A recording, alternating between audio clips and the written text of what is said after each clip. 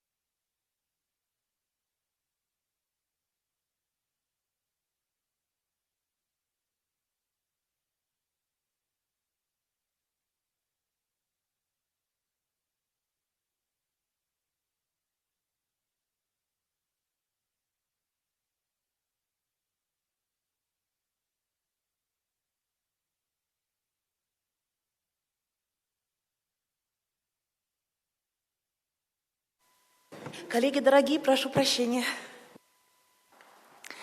Уважаемые коллеги, технически. Dear colleagues, the technical break is over, so we can continue our meeting.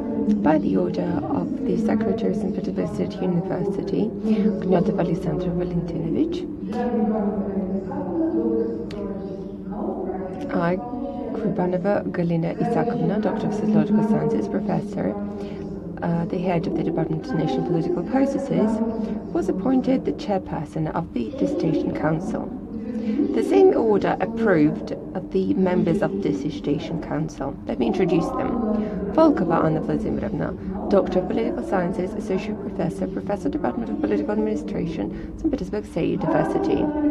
Baranov Nikolai Alexeyevich, Doctor of Political Sciences, Professor of the Department of National Relations, Northwestern Institute of Management, branch of the Russian Academy of National Economy and Public Administration under the President of the Russian Federation. The following members are in the remote access mode. Smargonov Daniel Vladimirovich, Professor of the Department of Political Science at Budapest State University. Can you see and hear us? Yes, you can see and hear you pretty well. Thank you. Danilov Alexander Nikolaevich, Doctor of Sociological Sciences, corresponding member of the National Academy of Sciences of Belarus, Professor, head of the Department of Sociology, State University, Belarus. Alexander Nikolaevich, can you see and hear us? Yes, I can see and hear you well. The applicant, Paliy Kristina Romanovna, is present.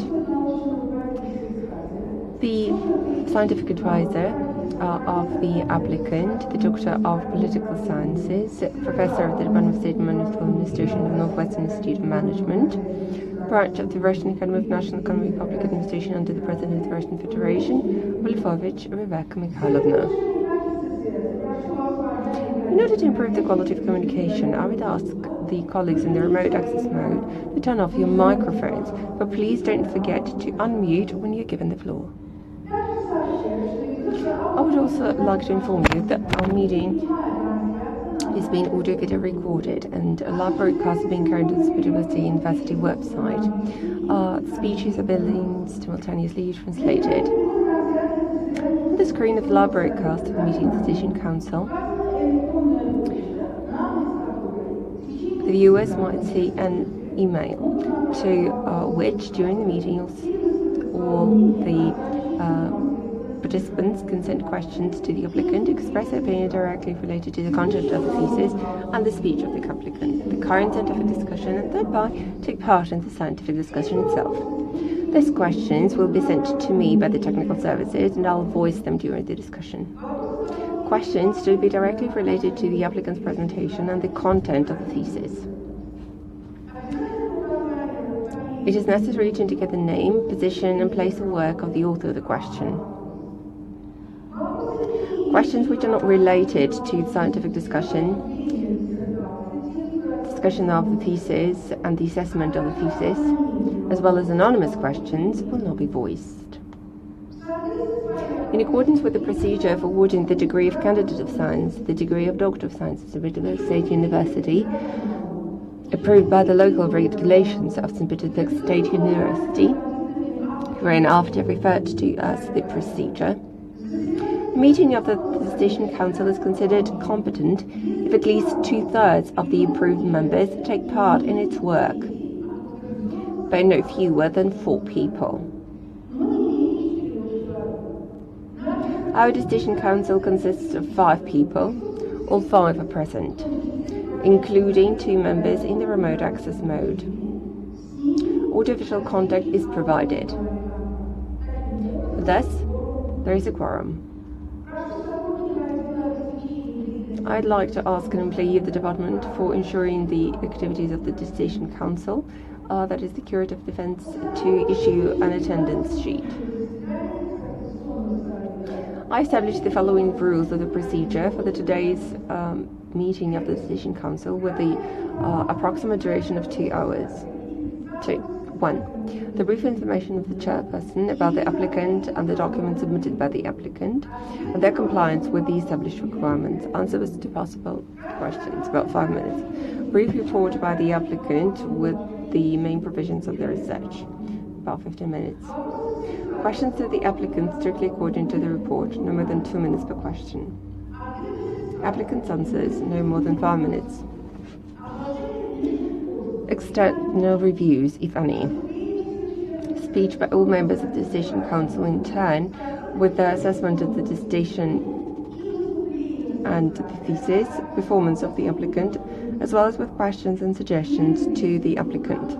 About 10 minutes per speaker. Presentation of the assessment of the thesis by the chairperson. Answers of the applicant for scientific degree to questions and comments of members of the Decision Council, no more than 20 minutes.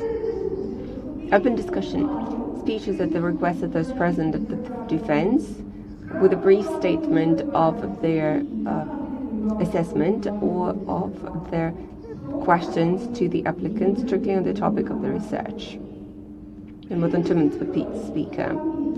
At the same time, all those willing to take the floor are asked to sign in the attendance sheet, and prior to taking the floor, introduce themselves, giving their full name, academic title, position, and place of work. 10. Presenting by the chairperson of the questions addressed to the applicant received during the scientific discussion via the live broadcast of the meeting of the Decision Council. I'd like to draw attention to the fact that written questions which require more than 2 minutes to be voiced will not be voiced. 11. Applicant's answers, no more than 2 minutes per question. 12. Speech by the supervisor, no more than 3 minutes. 13. Discussion by the members of the Decision Council before an open vote on the results of the defense, during which the sound of the broadcast is muted. Above 5 minutes. 14. Open roll call. Voice count by the chairperson of the Decision Council with a subsequent entry of the results into the minutes of the meeting. 15. Making decision on awarding or not awarding an academic degree. 16. Final remarks by the applicant, no more than 2 minutes. Dear colleagues, are there any questions or objections? If there are no questions or objections, we will start implementing the rules of the procedure. First of all, please turn off the sound of your mobile phones. Dear colleagues who are in the road access mode, I ask you not to turn off the phones for prompt communication in case of technical failure. So I'm starting the meeting. Brief report.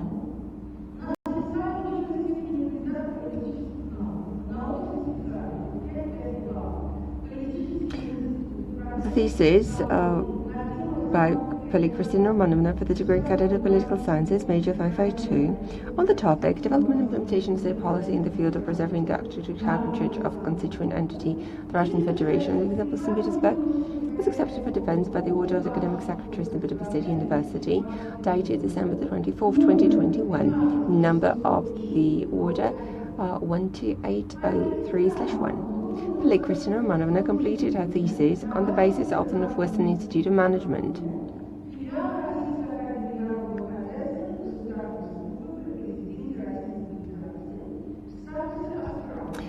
A branch of the Russian Academy of National Economy and Public Administration under the President of the Russian Federation, the status of graduate student.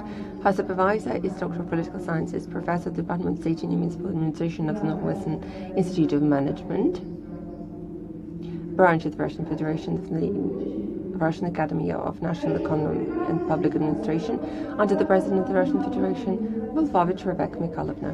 The number of publications of the applicant which outline the main scientific results of the thesis, according to the list presented, are 3 works in total.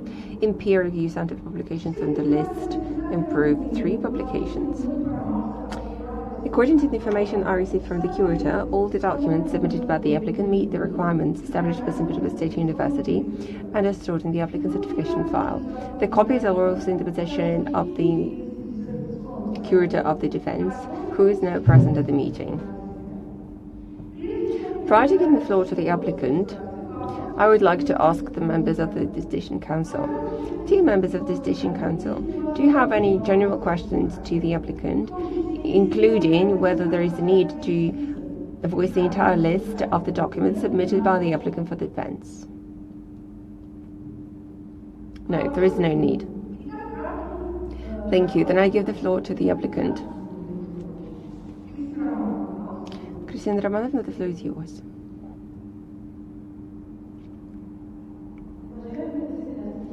Dear Chairperson of the Decision Council, dear members of the Decision Council, dear guests, I would like to outline the main provision of my thesis, Development and Implementation of State Policy in the Field of Preserving the Architectural Heritage of the Constituent Entity of the Russian Federation, the example of St. Petersburg. The research topic is relevant for the historical cities of the Russian Federation, in particular for St. Petersburg, which has about 10% of the architectural heritage of the whole country. The architectural heritage is the core St. Petersburg culture, forming a unique urban environment that preserves the history, the legacy of previous generation, and can bring up the next generation as worthy citizens. It should be noted that the list of cultural heritage sites, in addition to other monuments, includes about 1,900 residential apartment buildings, the loss of which might cause significant damage to the city. Due to the high level of depreciation of the housing stock in the historical part of St. Petersburg, as well as constant increase in share of dilapidated housing, the need to restore and preserve historic residential buildings is one of the most acute problems of the urban environment. At the same time, housing conditions are the most important indicator of the level of quality of life of population, which requires the modernization of all buildings. The high importance of the architectural heritage of the city makes the issue of developing the state policy the key element of the urban environmental development strategy, the main goal of which is to form a unique ecosystem of architectural heritage objects, stimulating its full inclusion into the modern social, cultural and economic life of St. Petersburg. The purpose of the research is to develop proposals for improving the mechanism for determining and implementing state policy in the field of preserving the architectural heritage of St. Petersburg, based on theoretical and empirical analysis. A number of interrelated tasks are solved that you can see on the slide. They include three main groups: analysis of theoretical foundations of state policy for preservation of architectural heritage, study of Russian foreign practice in the area, and development of methodological and practical recommendations on the subject of the research. A system of method and principles of scientific research is used in this study, which makes it possible to obtain reliable and objective results. As part of a systematic methodological approach, general scientific research methods were used. The method of diachronic analysis to identify problems in the development and implementation of state and cultural policy. Methods of comparative analysis and assessing state policy and management in the field of preserving the architectural heritage of Europe and the United States. The system approach was also used to analyze the principles of state policy and management in the field of architectural heritage conservation. The functional approach was the basis for studying the methods of interaction between public authorities and civil societies. Based on the process approach, the possibilities of using social design to optimize the process of modernization of policy in the field of architectural heritage are formulated. The thesis also included a content analysis of legal documents, programs, and the protection of architectural heritage objects. The empirical basis of the study was formed of normative legal acts of the Russian Federation subjects, international conventions, part in state documents, decrees of the Soviet period, materials of public association related to their practical activities, federal and regional programs for the protection of cultural heritage sites. Data from electronic sources that covered the problems of the studies, materials of thematic conferences and forums. The thesis includes 3 chapters, 9 paragraphs, introduction, conclusion, and bibliography.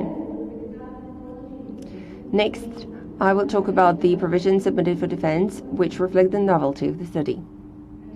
First, I'd like to focus on the issue of terminology. The concept of architectural heritage so far has not been part of a conceptual apparatus of political sciences. The concepts linked to it, objects of cultural heritage and monuments of history, cannot be a replacement for this term. In the 21st century, the architectural heritage is increasingly viewed as a special kind of object.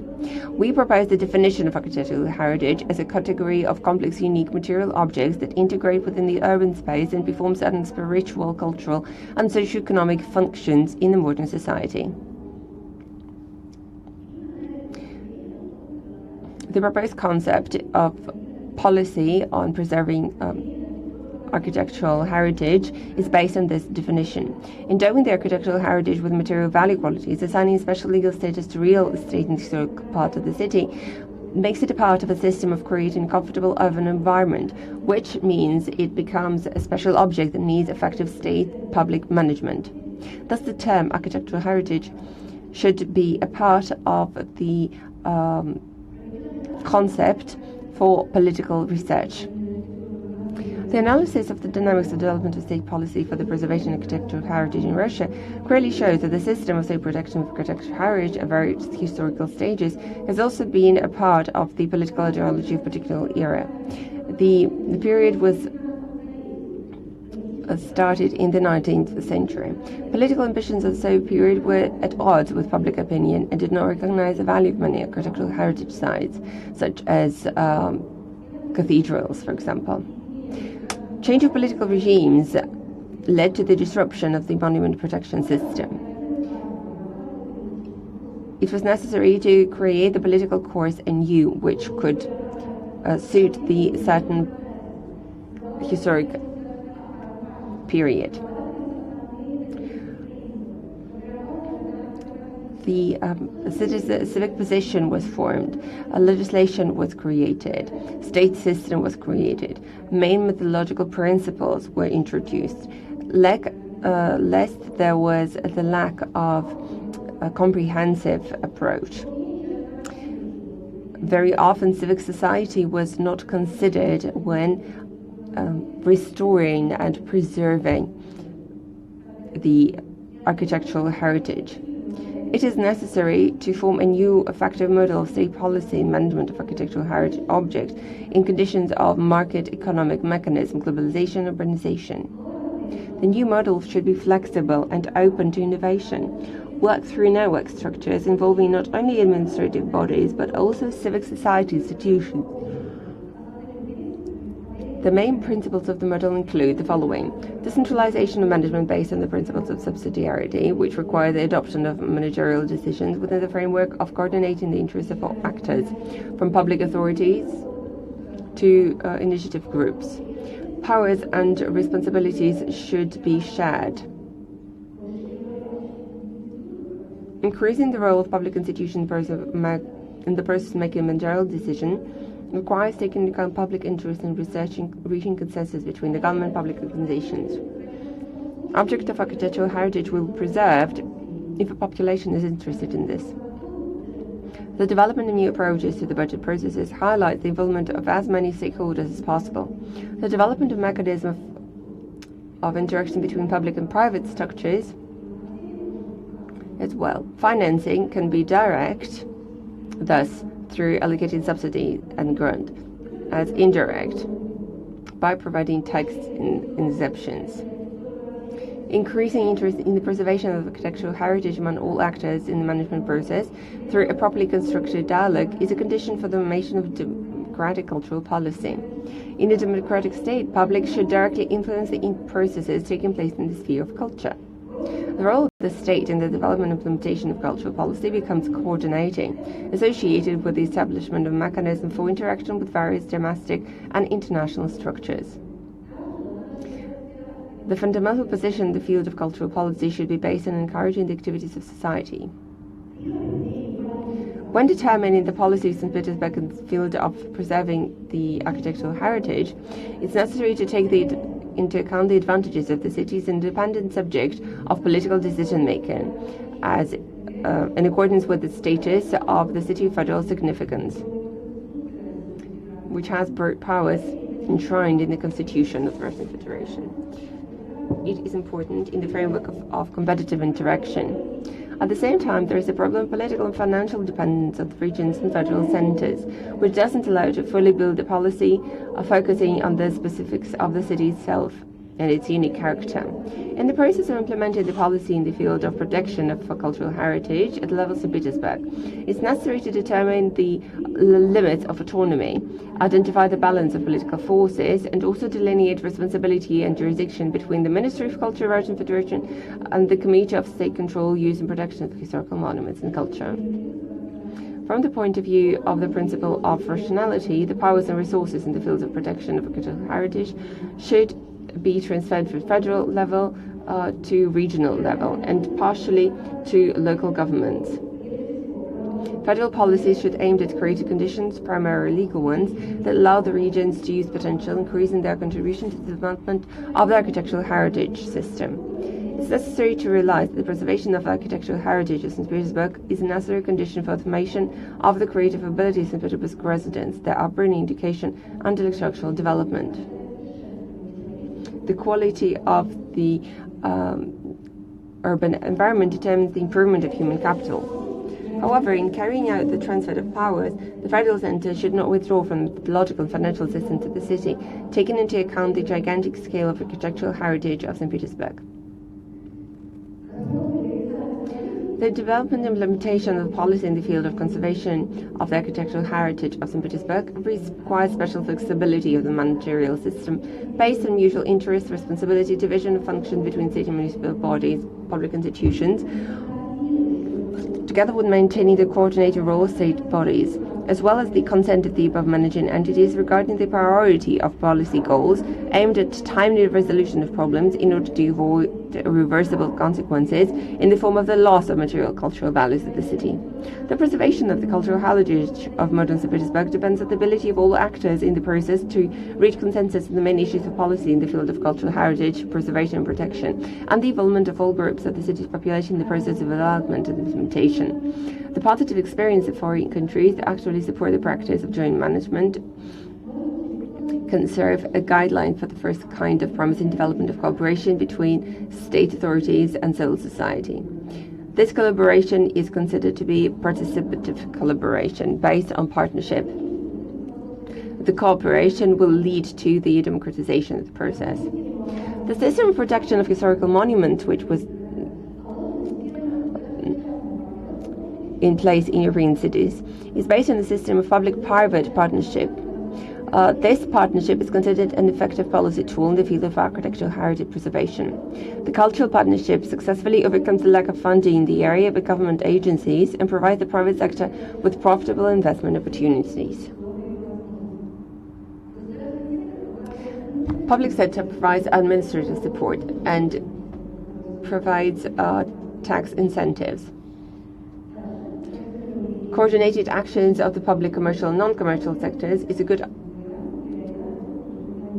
way to implement cultural policy. But it's necessary to find the balance of actions. Within the framework of participative management, the practice of crowdsourcing is widely used.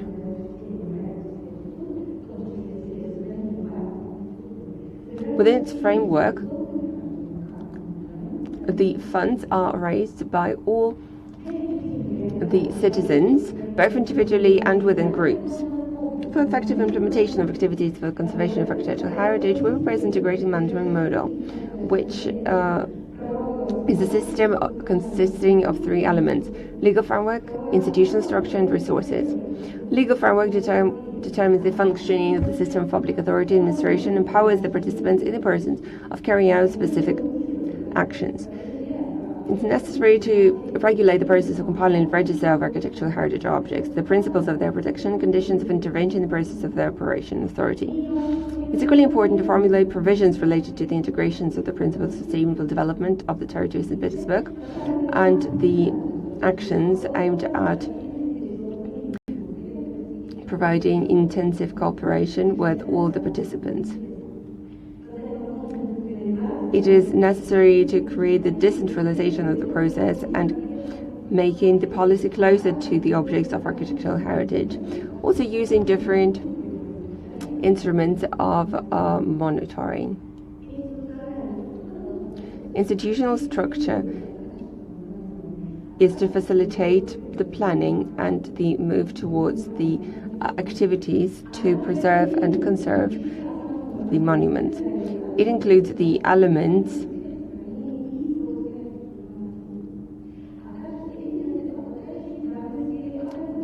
some of which are limited in their competence but have enough resources for active involvement in the process of preservation of architectural heritage.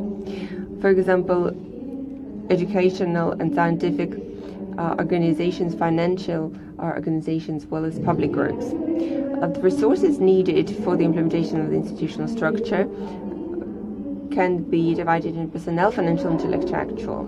Human resources include government officials, as well as a wide range of professionals, such as independent experts, employees of consulting centers, owners, commercial organizations, local communities, volunteers.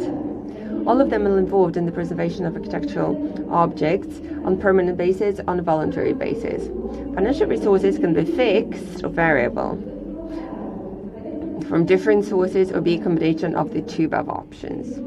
Intellectual resources are constantly evolving, new knowledge is constantly appearing. Analytical work becomes of crucial importance, and the use of modern information technology as well. The success on implementing conservation programs depends on knowledge being updated and gained through the exchange of information with existing new audiences, as well as through increasing the capacity of the research organization and self-development programs. All these elements define the process of planning and implementing monitoring actions aimed at architectural heritage in order to obtain the result that can guarantee very sustainable conservation.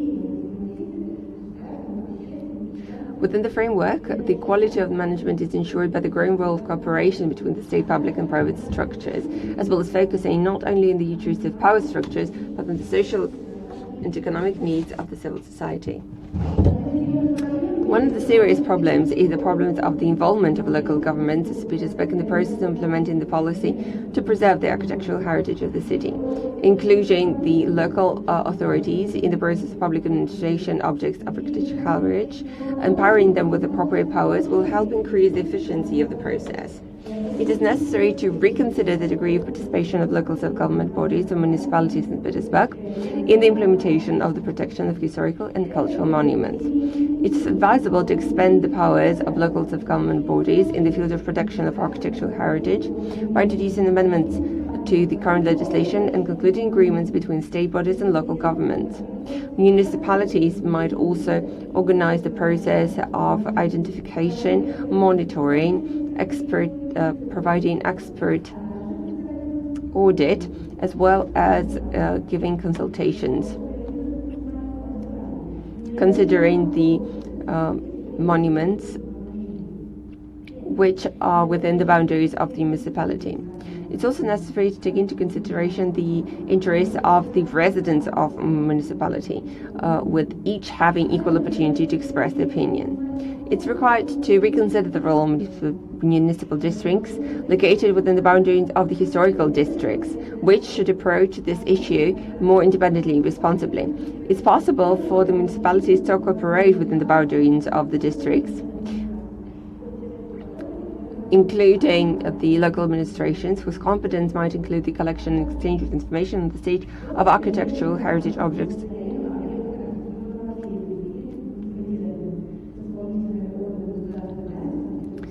Active interaction might involve interaction with local self-governments, with St. Petersburg government local residents, thus allowing to organize a flexible system of political management.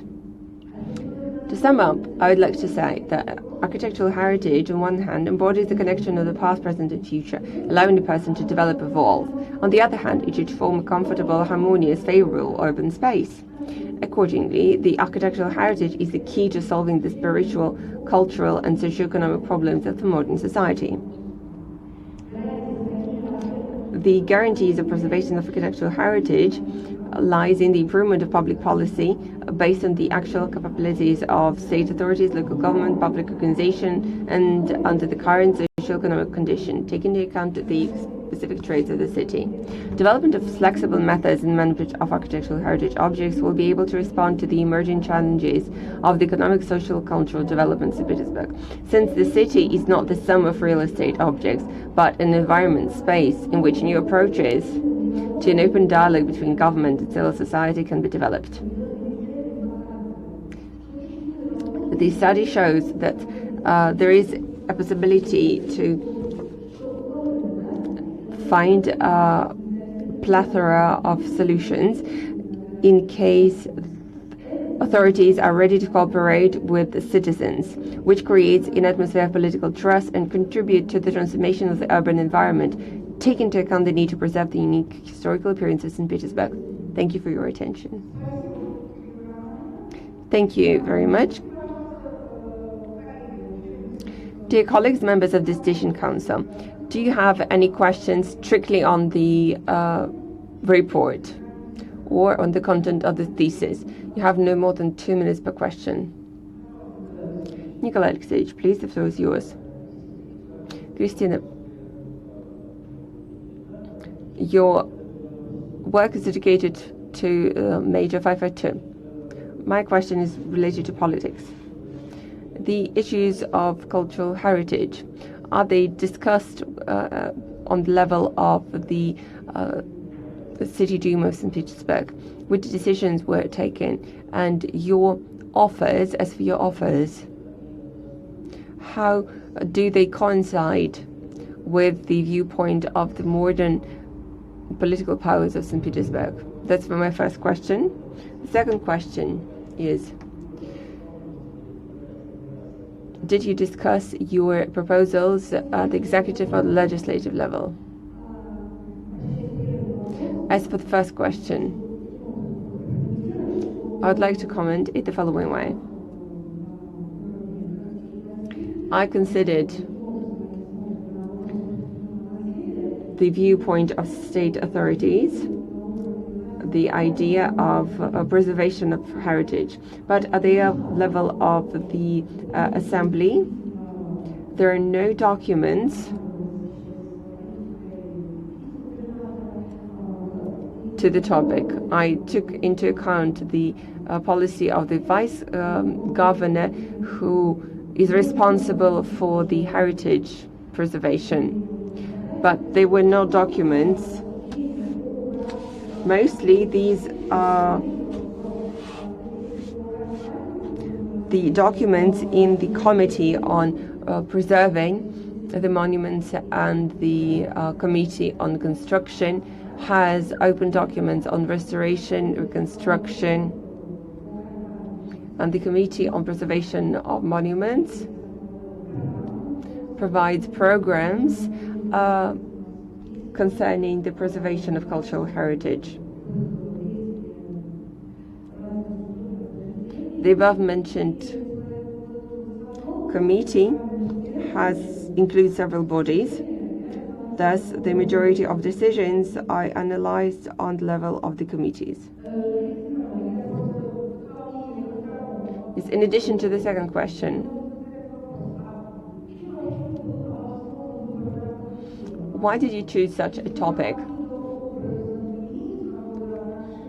Are you linked to the problem of preservation? And then the second question about your being in touch. Yes, thank you very much. I would like to comment these two questions. My story of getting to know the architectural heritage started when I was a part of the project as a student of Architectural College on a restoration of the barrel-relief not far from the mention of Kristina, and I took direct part in restoration works. Then, as a part of studying in the Industrial Academy, I worked on museification of the ports in Kronstadt, and I studied at the Department of Environmental Design, which deals with the problem of urban environment, and often we found the problematic areas of the city linked to the preservation of the heritage. And when I graduated from the Industrial Academy, I became a part of the Union of Designers. And the issue of preserving the architectural heritage is acutely discussed. In particular, the cooperation of all the structures of citizens, of unions, since there are several.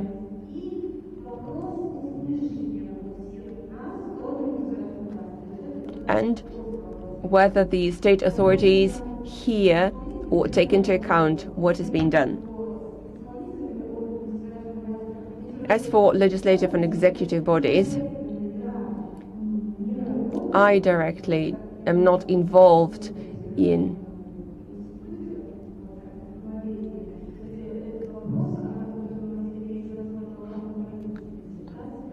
the issue of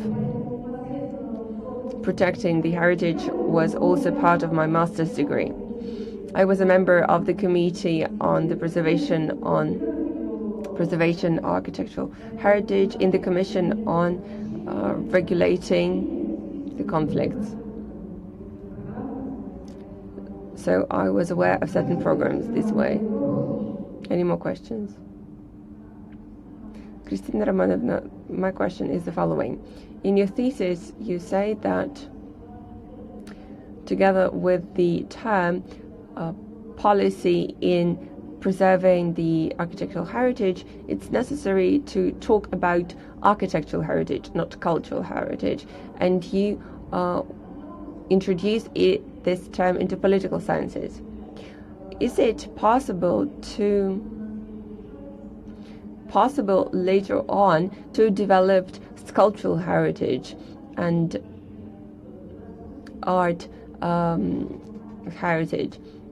For it is not related only to sculptures and pieces of art. This is the work on preservation of mosaic works of the Soviet periods, which is secondary to the architectural entity. Or it might include the work on preserving the graffiti or the paintings.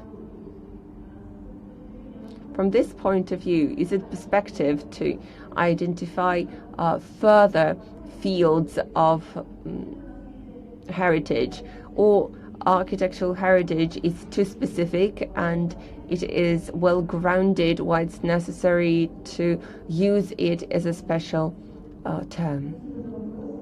Thank you very much for the question. Well, I consider this issue as well, because all the above mentioned objects of cultural heritage, material objects of cultural heritage, are of importance, for they influence the culture of the citizens.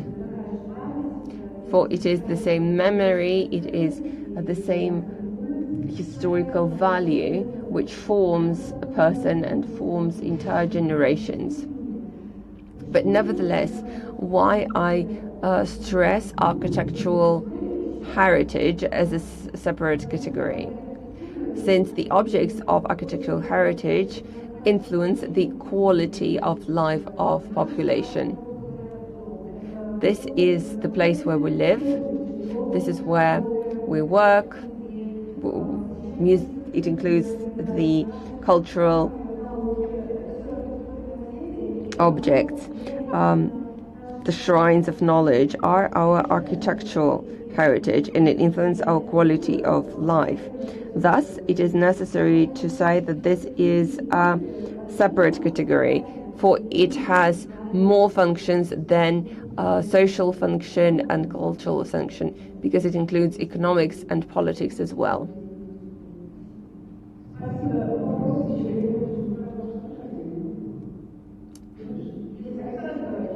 Alexander Nicholas, you have a question? I have the following question. I would like to continue the idea by Nikolai Alexeyevich. Each thesis, in my opinion, should have a specific result. What particular was achieved in the thesis, especially when we talk about political sciences? If you have a model, and if your colleagues consider it efficient, the question is, was this model discussed? Was it introduced to the authorities? Otherwise, each person has the right to provide many offers, but if decisions are not taken, what is the result? So I would like to hear the specific answer. Was this program introduced to the authorities, and what is the result? We're not talking about the culturological aspect of the topic. Thank you. I understand the question. I agree with your opinion. I would like to say that the results that I point out in my thesis, the model should be adopted at the state level, and it should include certain programs and city programs, and it requires certain fixation. Currently, my proposals are listed only as words on offer, but later on it might be introduced into the programs.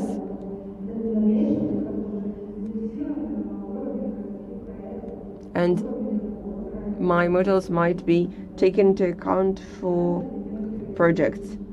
Currently, this is a more theoretic material. I have a question. Kristina Romanovna, you said everything correctly. There is one unclear aspect, because the state policy are not only institutions or organizations which implement this policy, but this is a state strategy and a complex of ideas which lay the basis of preserving the cultural heritage in the condition of quickly developing city areas. In this respect, does St. Petersburg, or any bodies in St. Petersburg, if you're saying that we as a civil society are to be heard, so does any body in St. Petersburg have the clear strategy in preservation their architectural heritage of St. Petersburg, apart from the idea of uniting efforts? Who is the subject?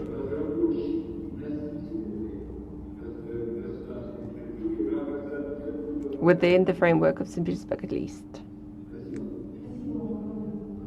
Thank you very much for the question.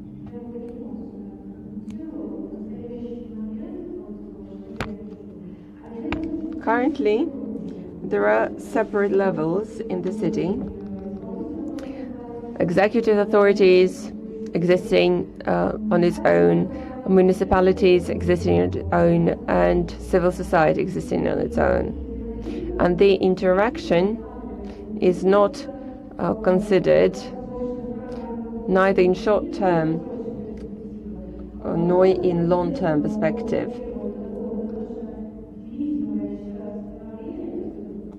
This idea requires long-term formation, but my main idea is that it's necessary to organize the interaction between all the structures.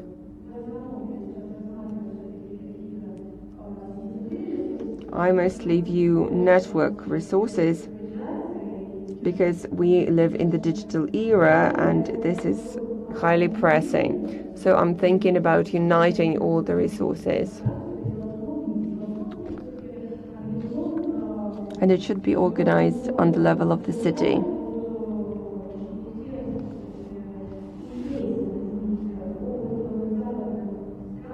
Thus, I'm highly interested in the experience of Western countries with the trend of considering program documents and projects on specific buildings or groups of buildings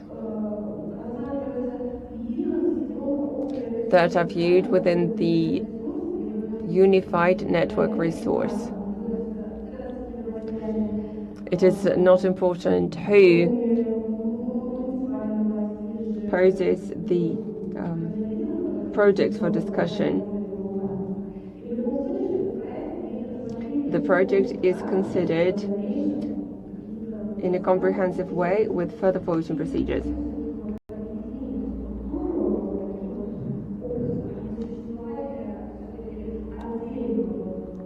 Thus, I pay attention to the collaboration of all the structures.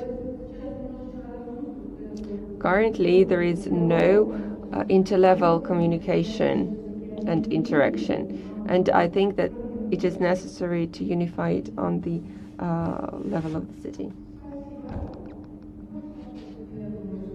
I hope there are no more questions. Dear colleagues, we proceed with the second part of our meeting, the reviews of the members of Decision Council and the responses by the applicant. And then we'll voice the external reviews. The applicant might provide responses after each review or to answer all the reviews altogether. I offer to provide responses after each of the review. Since all the reviews were published on Saint Petersburg University website, I would like to offer my colleagues to voice the key ideas, remarks or questions to the applicant. Do the members of the council have objections? Thank you. So we start with the reviews. Nikolai Alexeyevich, the floor is yours.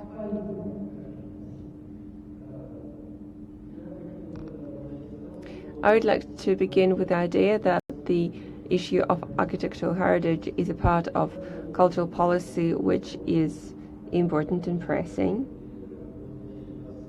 And good works were written on the topic at the beginning of the 21st century, such as an American politician talks about the culture which forms as a domineering role of policy in culture, and vice versa. I believe that the work is profound, interesting. The relevance is clear. It is necessary to consolidate the society based on the preservation of cultural heritage and the necessity to preserve the heritage as the key role of the policy. The author has a unique approach to the system of preservation of the cultural sites in the context of the improving living standards of the citizens of St. Petersburg. We can agree that the term architectural heritage is not synonymous to the object of cultural heritage.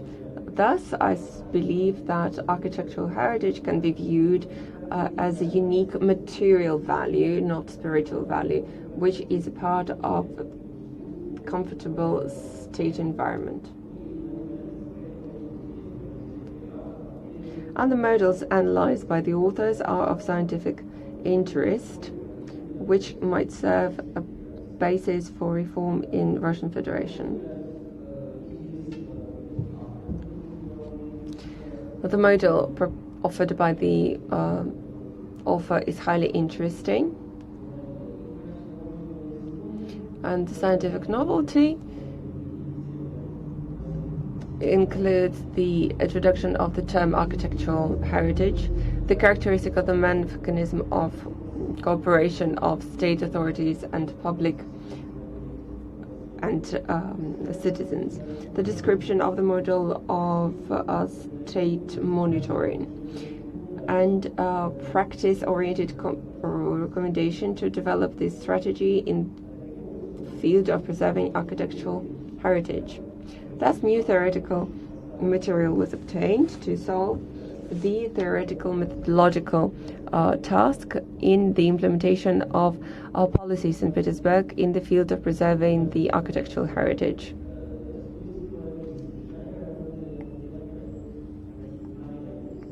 I would like to pay attention to the following recommendation.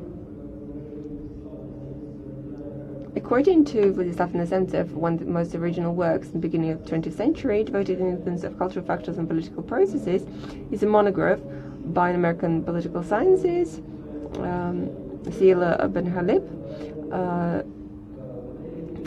Equality and Diversity in the Global Era. Ben-Habib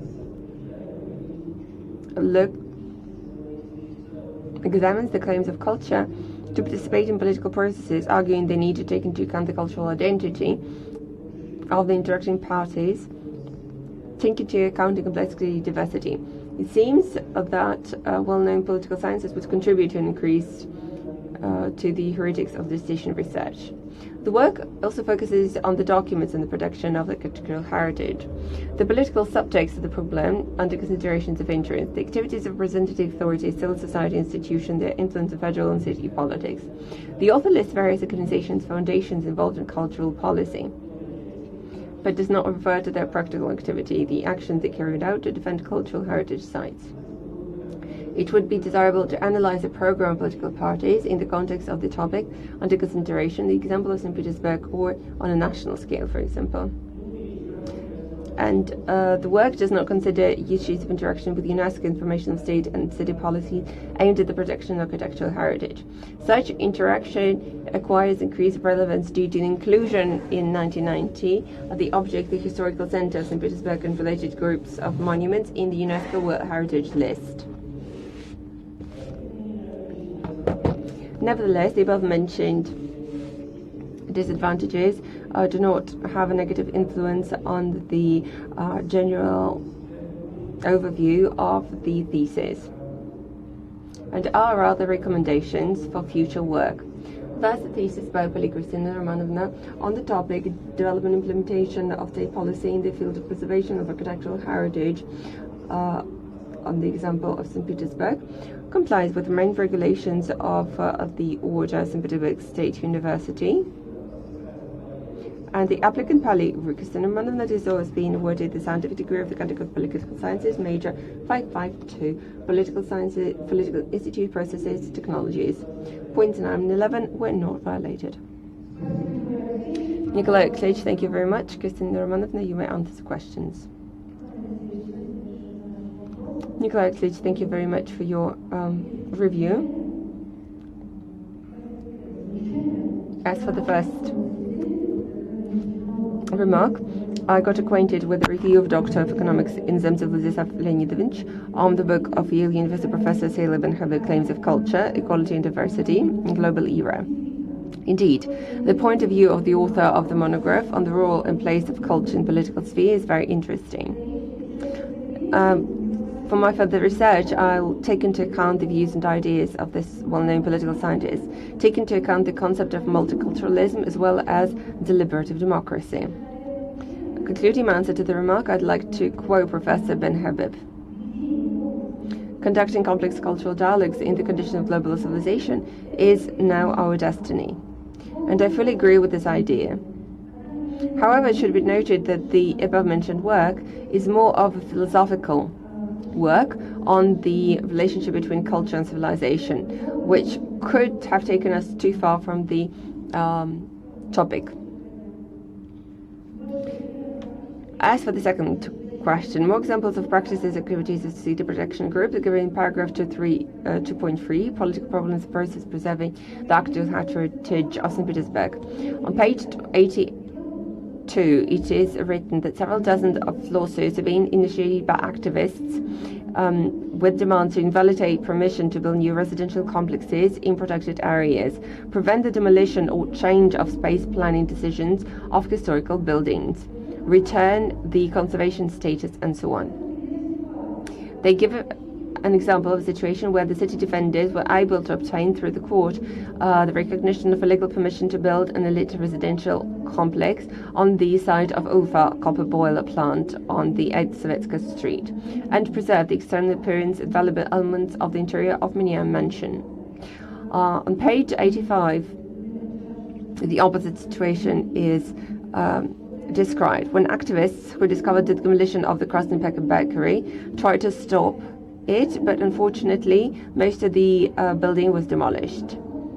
On page 88, the positive experience of the ongoing Open City project is considered, which introduces citizens to the architectural heritage of St. Petersburg, opens the doors of cultural monuments which are not accessible to the general public. This contributes to the preservation of public monitoring of the state of monuments. Nevertheless, I consider the remark to be correct, since the work focuses on the increasing role of civil society institutions, which requires a more detailed analysis of the activities of citizens aimed at preserving architectural heritage objects. In particular, political parties whose activities are not considered in the thesis and will be taken into consideration in further studies. As for the final comment, on the 12th of December 1990, at the 14th session of World Heritage Committee, international expert included the object with the name the Historic Center of St. Petersburg and the associated groups monuments into the World Heritage list. The value of the city was recognized as universal and transcending national boundaries. UNESCO sets the task of promoting the strengthening of peace and security by expanding the cooperation of peoples in the field of culture and other fields. However, the consideration of issues of interaction with the organization was not among the objectives of the study, and it was mainly devoted to the consideration of internal political processes. Thank you for your questions. Anna Vladimirovna Volkova, the floor is yours. Dear colleagues, I would like to say that the thesis created a very favorable expression, and I agree with the author and the desire to expand the discourse of modern political science by including such interesting topics. It's not the first work by Kristina Romanovna which I review, and I would like to talk about the growth that the applicant shows, her interest in the topic, and I suppose that the thesis is relevant and perspective. Among the tasks that the author mentions is the desire of the author to examine the dynamics of the preservation of architectural heritage starting from 1926 to the modern days, which is done in the context of transformation of political regimes and the key aspects when the attitude towards architectural heritage was politicized and was the subject of interclass, interstrata fight in the population. Second, the political issues of protecting the architectural heritage, which makes the work specific, which might be applied in the future. And I hope that the author will continue working on the area. And finally, analyzing the foreign experience and the specifics of state regulation of the topic in the key centers of Europe and US. The author also considered the main problems in the field of preserving the cultural heritage, which is important for the urban development of St. Petersburg and is one of the pressing political topics. I would like to agree that architectural heritage is the object of state management of high importance, and we see that there are certain demands towards the monitoring system to provide quick, rational and efficient policy in which favors the interests of citizens and based on the problem of improving the quality of life. Among the provisions for defense, I would like to emphasize several provisions. First, when implementing the policy aimed at protecting the architectural heritage in St. Petersburg, it's necessary to limit the boundaries, and the balance of powers should be a factor of policy. This is what we often see in St. Petersburg as the fight of building protective groups and groups opposing certain decisions. And I believe that this approach should be systematized and open. Next, implementing the safe policy in the field of restoring and using the heritage in Saint Petersburg requires a certain flexibility, which is based on convergence of interests. And finally, the author, on the theoretical level, talks about the complex model of management, governmental management of the system. On the whole, the work is logical and the tasks and goals are met. But despite very positive review, I would like to say that there are a couple of aspects that I would like to outline. You have partly answered to some of the ideas. First of all, on pages 21 and 23, the author probably mixes the terms.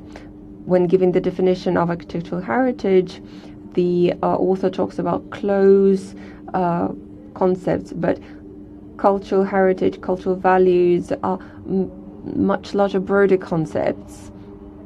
And since the author talks about introducing this term, architectural heritage, we can't say that it is too broad.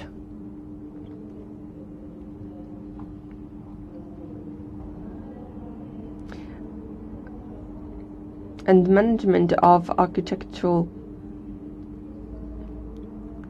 management can't be viewed not as a part of the public policy, and all these programs introduced by the applicant should be a part of the policy implemented at the level of Saint Petersburg and the Russian Federation.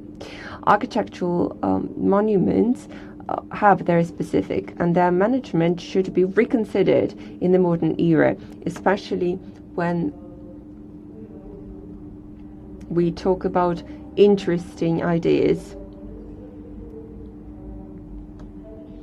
And this idea should be further considered within the framework of political sciences. When there are disputes about adjusting architectural monuments for the use of the citizens, when MPs talk about reconstruction of historical monument and introducing elevators, and these objects change the perception of the building in a way.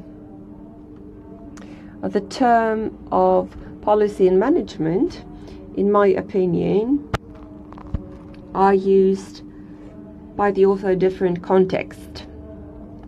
Kristina Romanovna pays a lot of attention to rulemaking activities, so parts of the work are too descriptive. Nevertheless,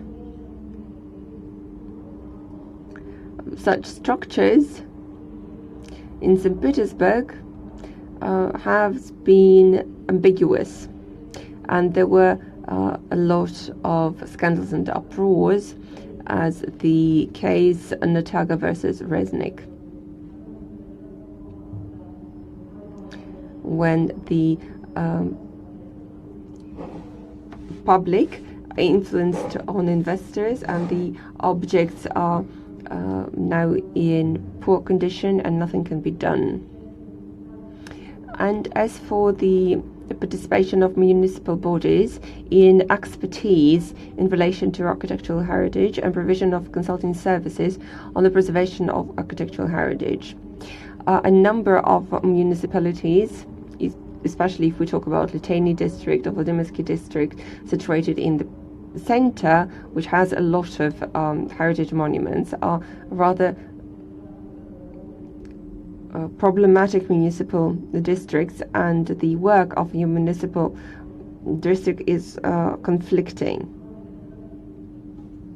Nevertheless, all the above-mentioned disadvantages have a discursive idea, but I believe that the thesis by Kristina Romanovna on the topic development and implementation of state policy in the field of preservation of architectural heritage of the constituent entity of the Russian Federation, the example of Saint Petersburg,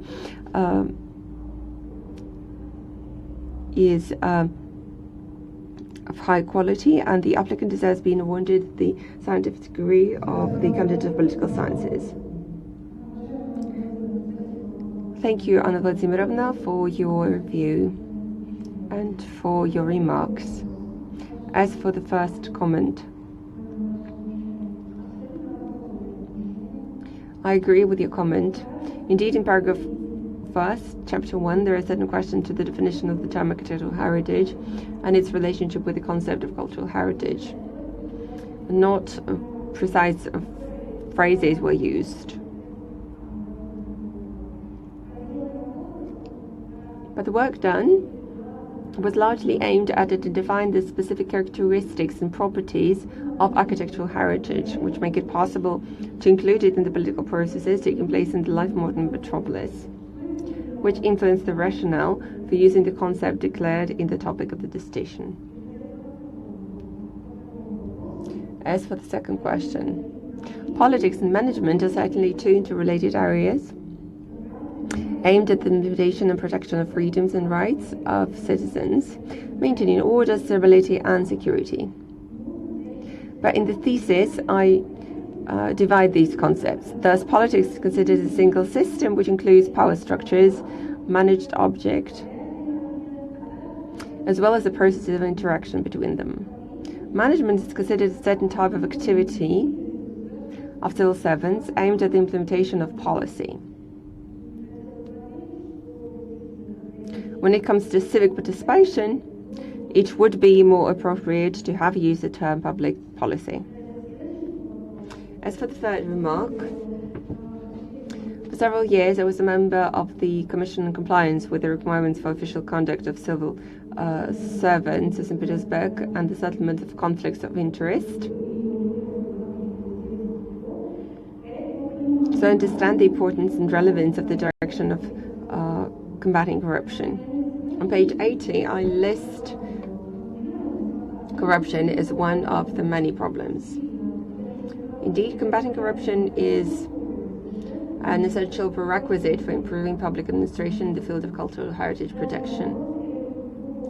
The issue requires in-depth analysis and preparation of a number of proposals in order to increase the effectiveness of the system of measures aimed at preventing and suppressing corruption and its manifestation in the sphere of activity of public authorities, as well as the state institution.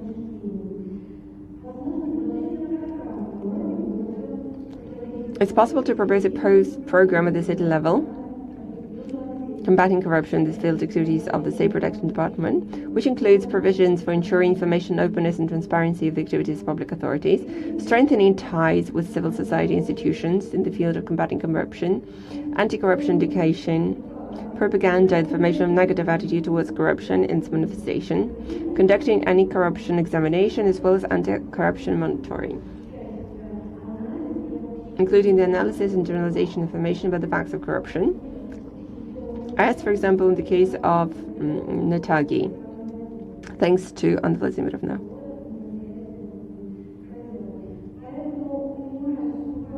Thus, understanding the importance and seriousness of the issue, I'd like to consider it separately as a part of my further scientific work.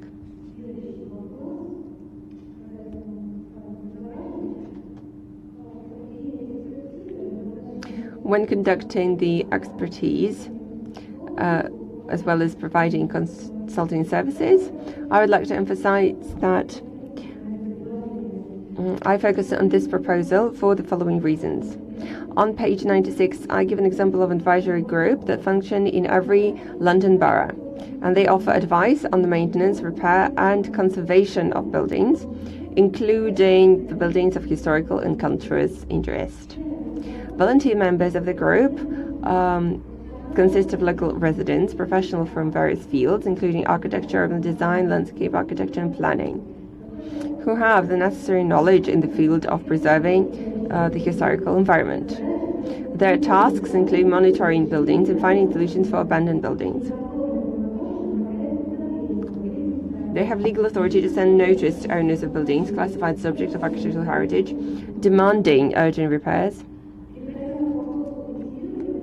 As for motivating citizens to participate in the preservation of architectural heritage, I'd like to clarify that on page 112, I'm trying to verbally express this idea. Quote, "It seems necessary to actively integrate information about architectural heritage objects, including, firstly, cultural educational activities that contribute to increasing popularity of architectural heritage among the youth in St. Petersburg, information of interest in the history of St. Petersburg, the development of personal and group self-identification as residents of the city. Second, it's necessary to use the digital space as well." On pages 97 and 98, I give successful examples of involvement at civil society institution in Paris, in particular in process determined the main deduction spending parts of budget funds in the participatory budget project.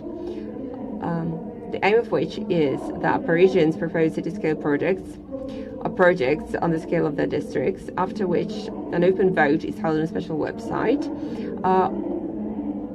or it is the voting is conducted with the help of ballot boxes located throughout Paris. The procedure for adopting the urban planning documentation in Paris, which guarantees the awareness of society and participation of population in the discussion, is also worth noting. The experience of Barcelona is also interesting.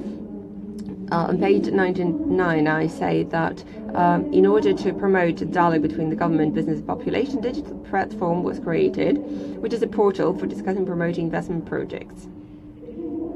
Thus, I really confirmed the importance of the idea of educational activities and the development of regional and municipal programs aimed at raising cultural level of citizens so that their participation in the preservation of cultural heritage becomes more motivated and meaningful. Thank you very much. Danilov Alexander Nikolaevich, the floor is yours. Dear colleagues, I familiarize myself with the thesis, and since the reviews are published, I would like to be very brief. I liked the compilation of architectural heritage and political sciences. It's not often the case that we see such combinations. But architecture is culture always creates additional interest among researchers. And in our countries, however, it requires protection. And this is an eternal problem. Funds are lacking, but it's necessary to protect the heritage. Thus, there is a confrontation between the civic society and the authority. And it was the case during all the historic periods. So you provide one of the approaches. I believe that it's necessary to take into account the state of the country and the abilities that the country has. There are not many of the authorities who want to demolish something or to ruin some heritage.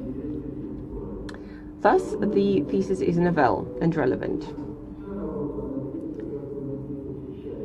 The thesis can be divided into two parts. The first is dedicated to history and architecture,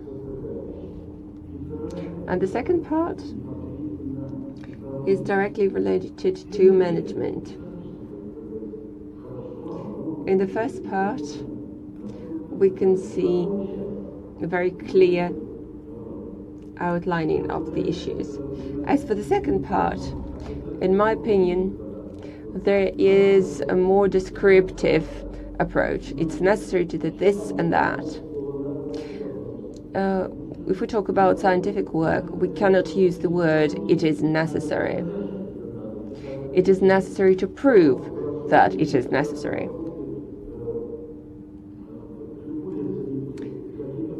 But the thesis focuses on practical examples, summarizes the experience of Saint Petersburg, a civic society, and the experience of Western colleagues, which might later be used for practical reasons.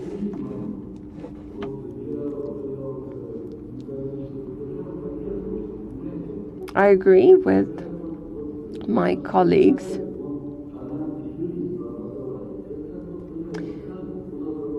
The applicant is a lawyer, and we all have the right to give offers, but this is not the topic of the thesis analysis. It is necessary to have a result. What is the result? You are a part of the Union of Architects, so you could have introduced these documents for discussion to show that this is important and that you have specific proposals. And the consideration of these union would have been a very interesting ground for discussion.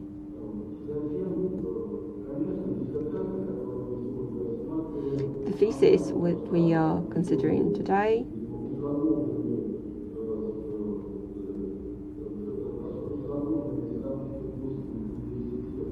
was subject to editing in accordance with the procedure of Saint Petersburg State University, and received support. Publications are issued. But I talked about several negative aspects. And the first one is a wide range of tasks, multidisciplinary of the subject is difficult to equally read specific results of the work, which is shown in the presented conclusion. So if you pay attention to the conclusion, it is of a descriptive, it's descriptive in its nature. And we don't get the result out of the conclusion.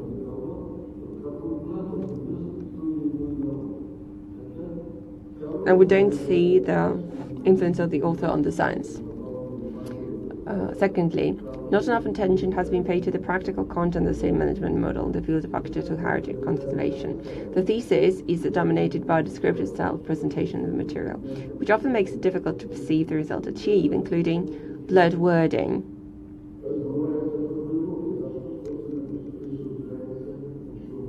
For which, in fact, the desired academic degree is awarded.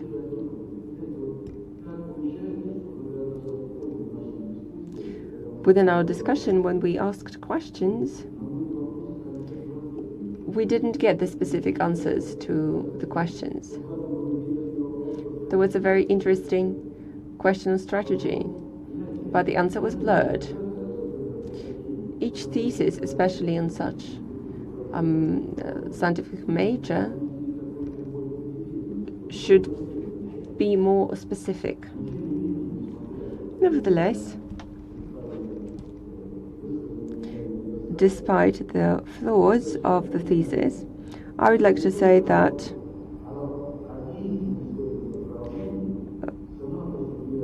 the work in such direction is important for the society and for the protection and preservation of the architectural heritage. This activity of the applicant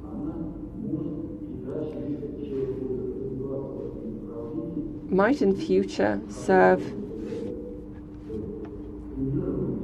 good example, a basis to implement the ideas. And I believe that this will be the case, and that's why I believe that this thesis deserves being defended. The thesis by Kristina, Romanovna, Paliy, development and implementation of the state policy in the field of preservation of the architectural heritage, constituent entity of the Russian Federation, and the example of Saint Petersburg, corresponds to the main requirements of Saint Petersburg State University, and the applicant, Paliy Kristina Romanovna, deserves being awarded the scientific degree of the candidate of political sciences, major political institution, processes and technologies. Clause 11 was not violated. Thank you for your attention. Kristina Romanovna, the floor is yours. Thank you very much for your review and your comments, which are very important for me. I would like to respond. Indeed, the topic is at the intersection of political science and other sciences, which made it somewhat difficult to study the subject of research. Such areas of human practice as science, economics, education, philosophy, politics are not private areas of human activities, but components of culture, since they are created to transform humanity. And the very concept of architectural heritage is an object of different areas of social humanitarian knowledge, and is also included in the system of relations at different levels, which determines the unlimited possibilities of the heritage, as well as its powerful potential for the society. So it was impossible to consider the topic on political grounds apart from the rest. On page 74 of the thesis, it said that the principle of integrated preservation of architectural heritage implies interdisciplinary approach involving a number of structures in charge of urban planning, architecture, economics, transport improvement, housing and communal services, etc. This is where the wide palette of problems that I tried to solve in my decisions stemmed from. I think that in the future it will be necessary to analyze the presented conclusions once again and get more specific results. In response to the second remarks, I agree that the results of the thesis do not consider in detail the practical implementation of the public administration model. Although a significant part of the study is the analysis of the stages of formation and function of institutions whose functions are aimed at preserving the architectural heritage. Some vagueness of wording associated with the complex processes of formation of regulatory and legal foundations, as well as with the fundamental contradiction identified in the work between the need to preserve the historical architectural heritage and create a comfortable urban environment, which is an integral element of a high quality of life in a large city. In 2019, during a roundtable of urban production organization with participation of the chairperson of the Committee of Urban Planning Architecture, Chief Architect of St. Petersburg, Vladimir Grigoriev, it was pointed out that it is impossible to solve all the problems that the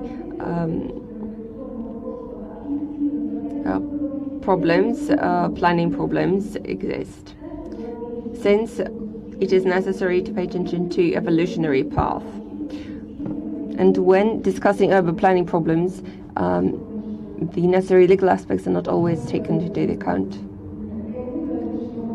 Thank you. Leonid Vladimirovich Smorgunov, the floor is yours.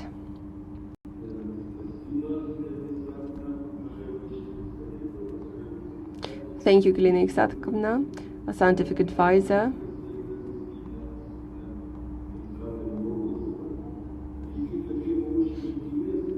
The topic is very interesting, for there are many intersections with other fields of knowledge, which allow us to understand the influence of politics and politology,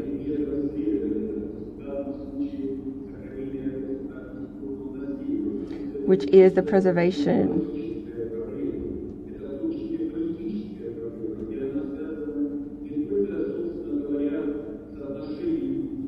and it is related not only to the relation to the heritage, but with political regimes as well.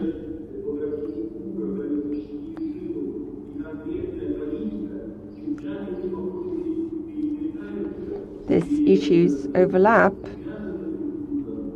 and are interrelated.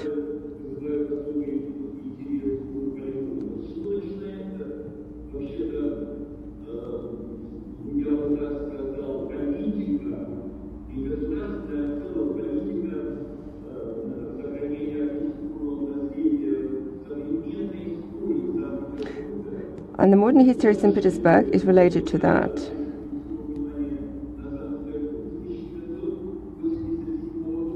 Starting from 1987, I would like to talk about the discussion that was held in St. Petersburg related to Angleterre.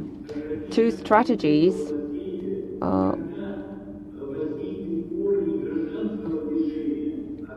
clashed, and it was the ground for the civic decision.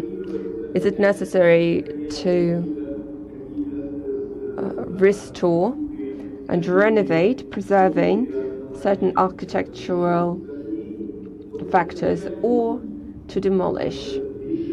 Unfortunately, this movement towards state policy in terms of preservation of architectural heritage was not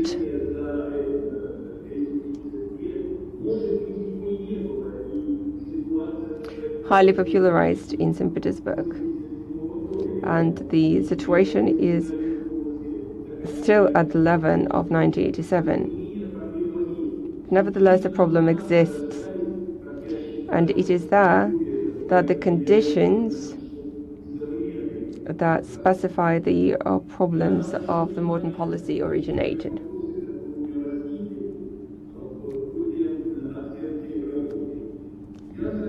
I agree with the applicant in its first part of the work, where the author tries to economize the notion architectural heritage, state politics,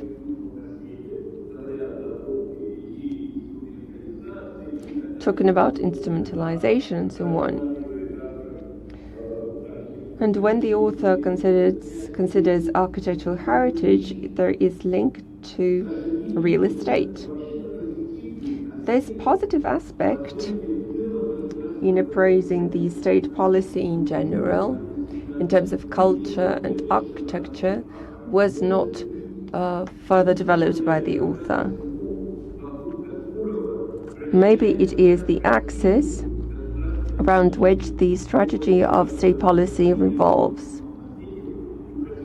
in terms of preserving architectural heritage.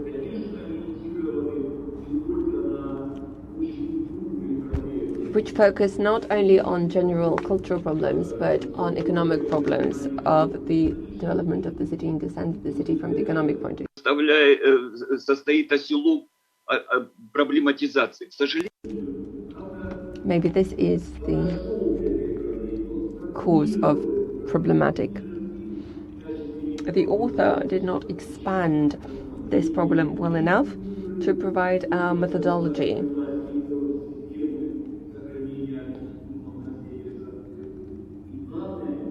And most importantly, the author did not offer anything else if compared to the economization of the politics. Again, we talk about resources. Again, we talk about this economic approach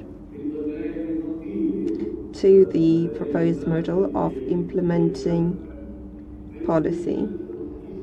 So I believe there is a positive result of the thesis, but at the same time, certain aspects haven't been well thought of. The second aspect I'd like to note is when we talk about the modern politics in terms of preserving the architectural heritage, it's necessary to bear in mind the historic background. So we need to focus on the history of St. Petersburg as a capital city of a certain period, that is, where different interests clashed. Monarchistic interest, public interest, civic interests. But the author facilitated the problematics, did not analyze the development of the politics in pre-revolutionary period and Soviet period. The author facilitated the perception by making certain aspects look primitive. If we talk about the policy of Nicholas I and Alexander III, we can compare these two epochs in terms of their relations to the preservation of architectural heritage.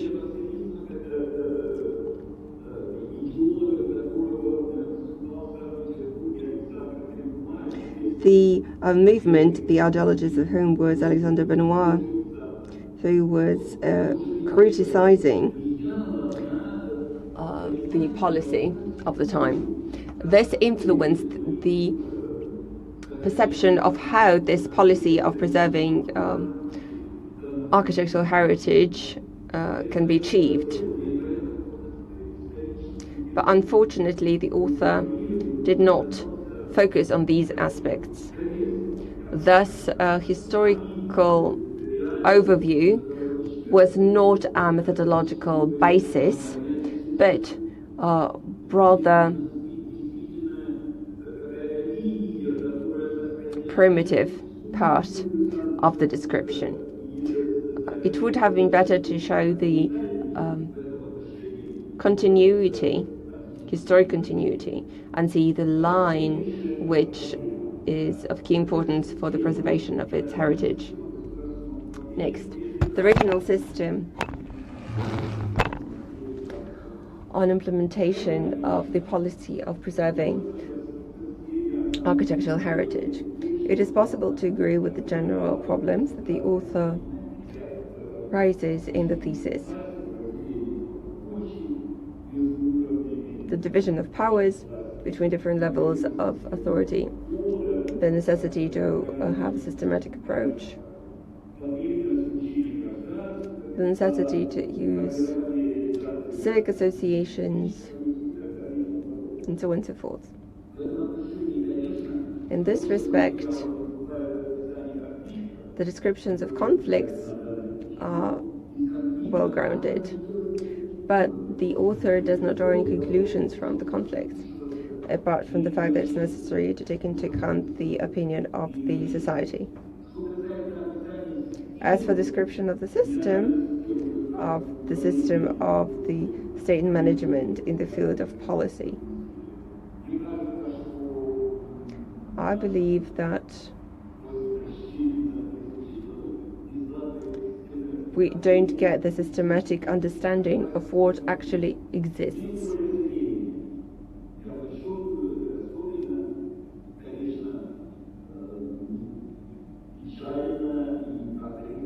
It is a little bit sad that the author talks about different movements linked to architecture and doesn't include them into the system organizing this policy. Architectural society is not included. Building companies, which play a significant role,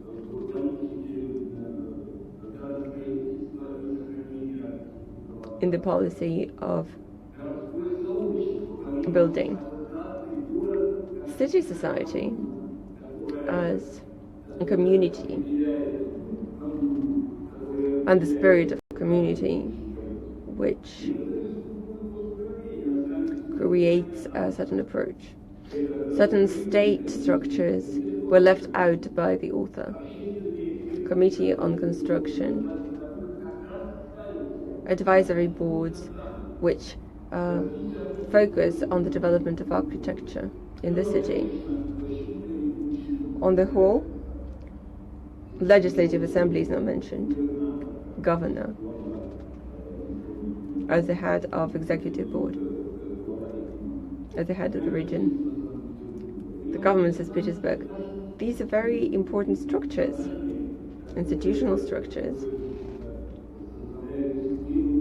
which form the system or authority.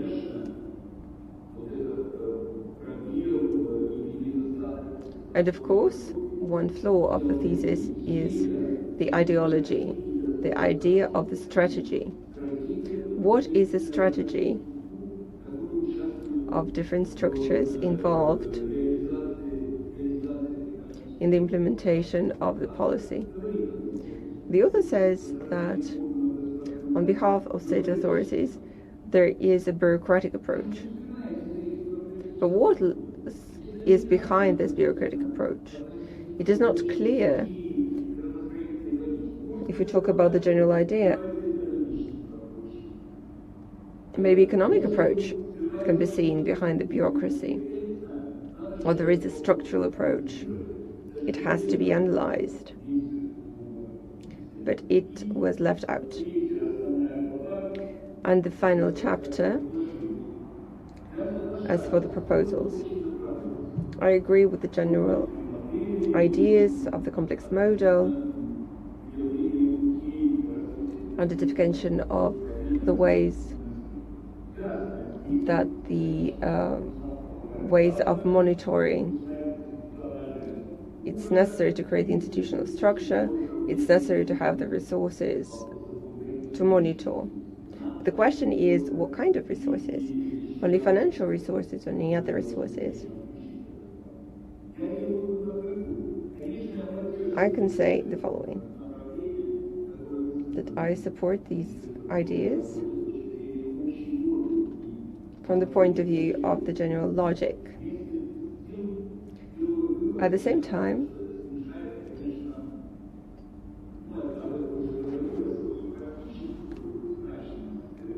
I don't see the practical importance of this part, and probably even the theoretic importance.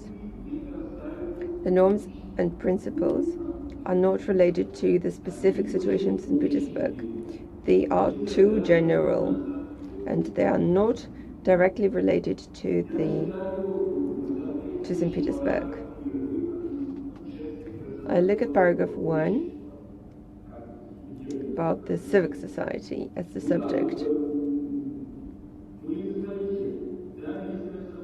Municipalities, local authorities, and where is the civic society?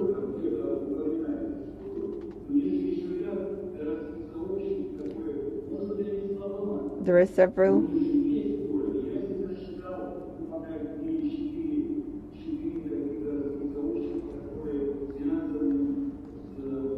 societies which are related to the preservation of St. Petersburg.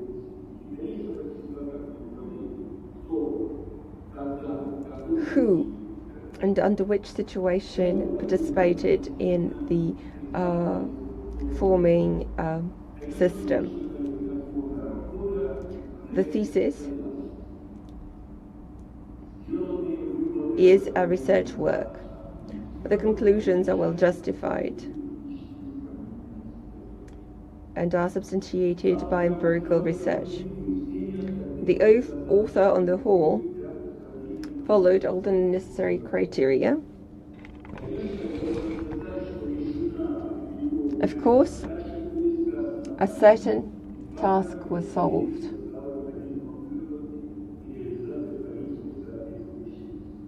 Which is related to the implementation of policy in the sphere. The thesis complies with the main regulations, and the applicant deserves being awarded the scientific degree of the candidate of political sciences. Major 552 Political Institutions, Processes and Technologies. Thank you. Thank you, Leonid Vladimirovich. Kristina, Romanovna, the floor is yours. Dear Leonid Vladimirovich, thank you very much for your review and your remarks. In response to your comment, I'd like to say the following. As for the terminology, we had the task of showing to what extent the concept of architectural heritage can be included in the conceptual apparatus of political sciences, being isolated from the broader context of historical and cultural heritage. One of the main features of architectural heritage is its immovable character and the high costs of its preservation. In addition, unlike other components of historical cultural heritage, This is included directly in the life of the city and citizens, which leads to a real economization of the problem. In addition, the preservation of architectural heritage in recent years is increasingly being considered in the context of improving the urban environment. But this does not exclude the value component of the process. We have included the analysis of historic experience of privilege in Russia and USSR within the framework of the careful attitude to the architectural heritage of lack thereof. We have included in the work to deepen the understanding of the problems. For example, the decision at the end of the 50s to start the mass panel construction in undeveloped areas led to tragic consequences. Capital repairs of former tenement houses was carried out in minimal quantities, which led to their systemic degradation. The analysis of the state of housing and condition in court a few years ago showed that they were in disrepair. However, we didn't set ourselves the task of analyzing each of the periods of history in detail, since this is a task of a purely historical study. In the course of the analysis of political and managerial problems, we focused our attention on the elements of organizational structure of the public administration system in the field of architectural heritage conservation. Without trying to expand the maximum field of analysis by including professional organizations and many other actors, which in this way or other are included in the process. At the same time, the work of activities of the City Branch of National Committee, E-Commerce and All Russian Society of the Protection of Historical Cultural Monument, city protection organizations and institutions of St. Petersburg, such as the Movement for Preservation of Architectural Heritage of St. Petersburg and the group The Blue Line. This shows that there is existence of city protection organization and their direct involvement in solving the problems of preservation of historical appearance of the city. Some social media, such as Safe SPV, page 79, are effective platforms for civic engagement. They allow to find like-minded people.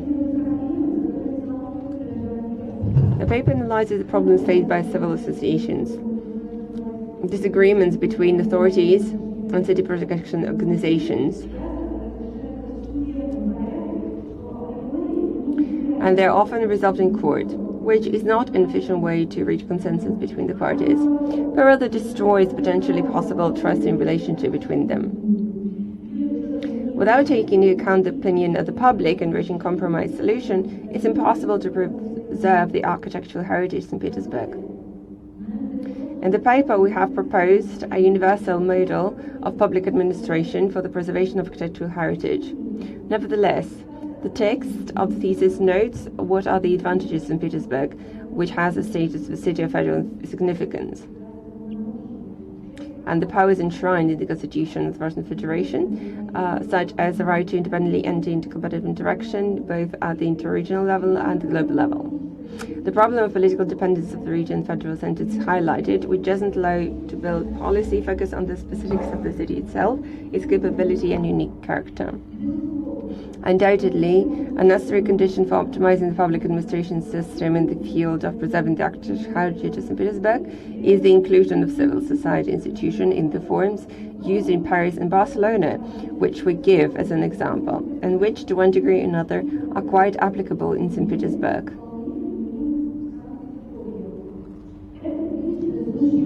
What we mean are public hearings on the preservation of architectural monuments, open voting for projects on the scale of particular district in electronic and standard form, the use of a digital city platform for holding meetings, joint work and tax documents, collective decision-making by state authorities, local governments and citizens, and other forms of communication, as well as other possible forms of communication. Thank you.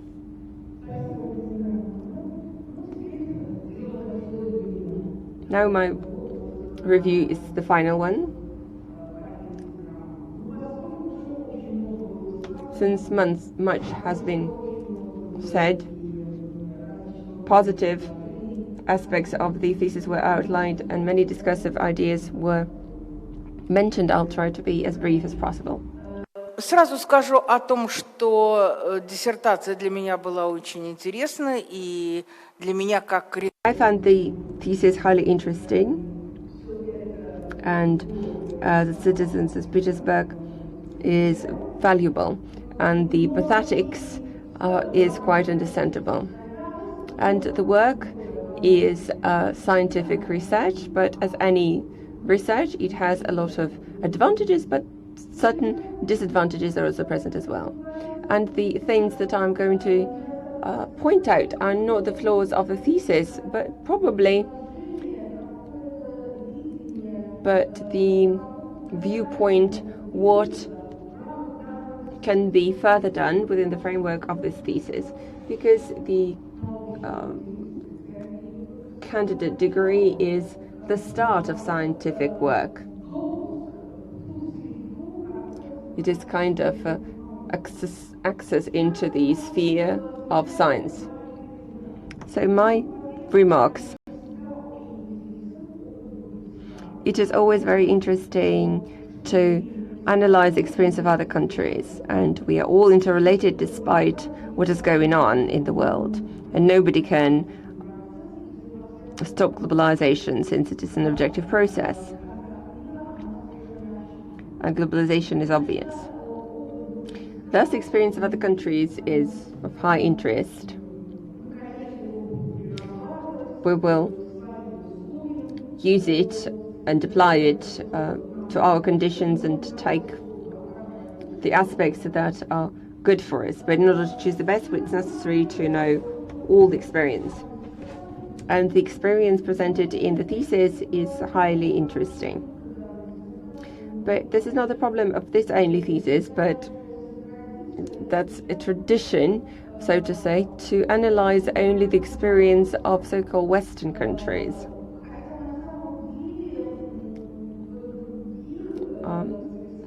Other civilizational systems have a great experience of state management, state policies, which can be used in different spheres of life. And if we're talking about architecture, about culture, it is worth paying attention to such countries as Japan, China, and Iran, with the ancient civilizations and ancient architectural heritage, which pay much attention to the preservation of its heritage. And it is done differently, taking into account the mentality and traditions of the countries. If you used these examples, it would have allowed you to have a comprehensive idea of what the state authorities might do to preserve architectural heritage. Paragraph 2.1, the author traces the changes in the legal framework of the state policy of the Russian Federation in the field of the preservation of architectural heritage, but ignores the questions of what factors influenced them. What factors were key influence? To tell the truth, this could have been an important component of novelty of the thesis in political sciences. No matter what we say, the culture is closely related to policy and politics, and the influence of politics and ideology and the changes on culture is huge. So if laws change, this is usually the result of political decision. This is the result of the balance of political powers,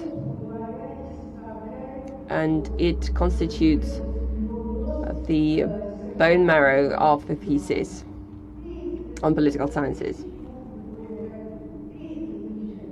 Third remark. Beginning of paragraph 2.2, the author listing the main architectural heritage of St. Petersburg along with imperial city of the 18th-19th century, emphasizes the value of modernism and constructivism of the 1920s, and also notes the importance of industrial architecture, page 70. I agree with it, but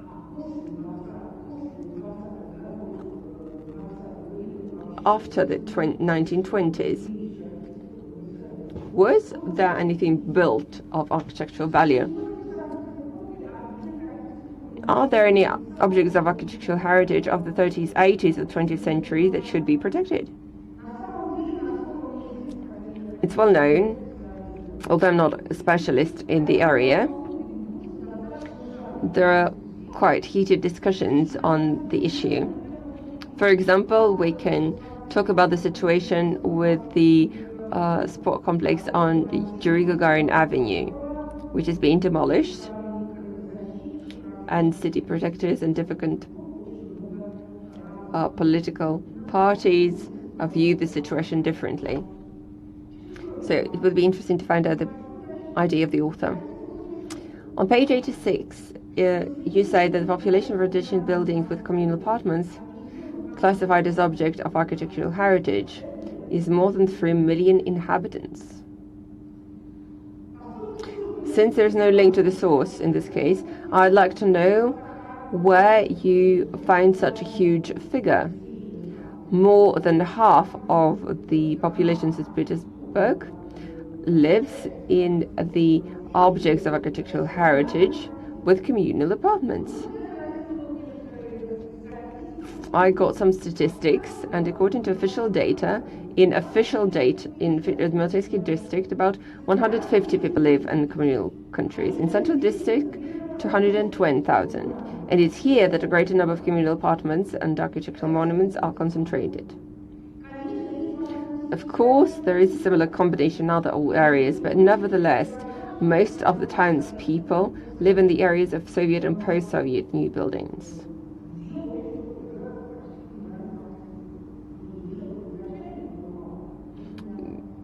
So not so many communal apartments were left. And the final remark. The author admits certain negligence in design bibliography. In some cases, names and surnames of foreign authors are mixed up. For example, Paul Goldberger, Ryan Madison. They are listed in accordance with the first letter of the name.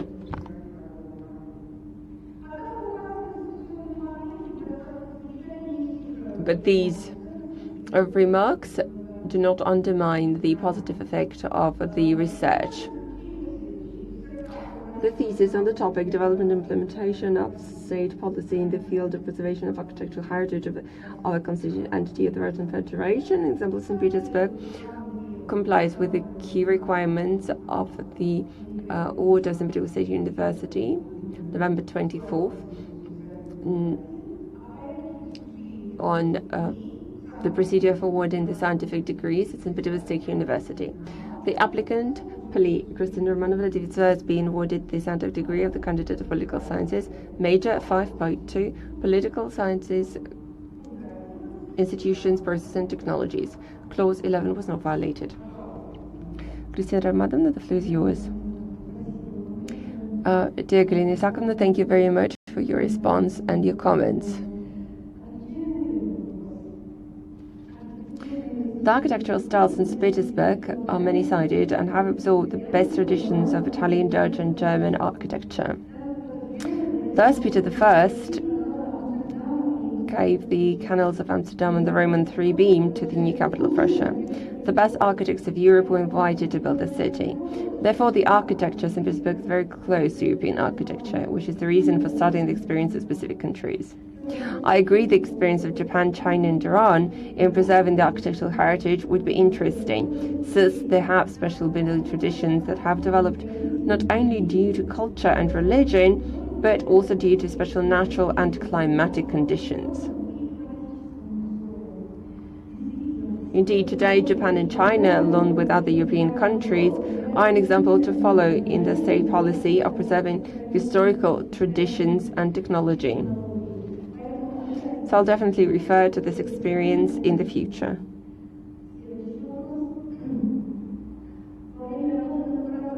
While working in paragraph 2.1, the task was to get acquainted in general with the current legislation of the Russian Federation in order to understand the general principles and mechanisms of state policy in the field of protection of architectural heritage objects. the procedure for financing measures for state and protection of architectural heritage objects, and interaction of the state with private sector. The specifics of implementation of state legislation of lease and privatization of architectural heritage objects, sanctions applied in case of destruction and damage of architectural heritage objects. The result was the identification of both positive and negative aspects of the current legislation. At the same time, paragraph 1.3, history of emergency development of the state system and production of architectural heritage in Russia, highlights the influence of the following factors: increased interest in 19th century to national history and national part, formation of special attitude to monuments of the past, both at the level of state ideology and society as a whole. The initiation in the context by the government state institution of a protective state policy and the exercise of guidance and control over its implementation. Further, the negative impact on the implementation of the protection of monuments, political dogmas, and repressions against specialists who tried to save, for example, the temples of the city in the 20s and 30s of the last century, is also pointed out.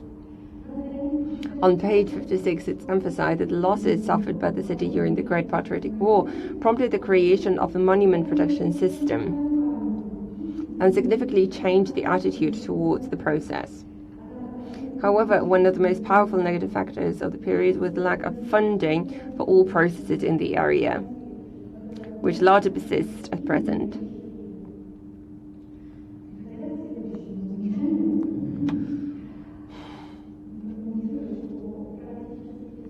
I would like to say that almost all great buildings constructed the post-war period are made in Soviet modernism, which has many opponents. Such buildings were erected in the site of architectural monuments of more traditional styles, thereby attracting even more negativity. However, if you try to evaluate them from the point of view of architecture, you can see the introduction of innovative engineering techniques and the use of new materials, as well as appreciate the emphasis of functionalism, which was dictated by the needs of the new time. The development of mass construction increased the number of stories of buildings. For example, the so-called 22-story houses on legs on Novosmolensk embankment, which became one of the first skyscrapers in the city. The decree on the elimination of excesses in design construction determined the course and direction of building practice, which formally expressed the proletarian spirit of the era and has now become part of our history. Unfortunately, there are no monuments of modernist buildings in the register of cultural heritage sites. The circumstance endangers a number of unrecognized architectural monuments, some of which I would like to highlight in particular. The Oktyabrski Grand Concert Hall is one of the examples when the building received a predominantly negative reaction from the beginning of the design stage, while the architecture of the concert hall is quite remarkable and was awarded the State Prize. Another example of modernity is the Marine Station, the fate of which, as the fate of Oktyabrski Hall, is in question. After opening the expo for it at the Polkovo Heights, the owner of Lenexpo Gazprom announced plans to abandon the exhibition complex and its prospective development with predominantly residential buildings. At the same time, pavilions from completely different areas can be seen in the territory. And what's very valuable for St. Petersburg, there is a public space adjacent to the water with gentle slopes to the water. On the 5th of March, the dismantling of the oldest building of the complex began. And it is not known yet how many buildings should suffer from the unprecedented act of vandalism. There are many examples.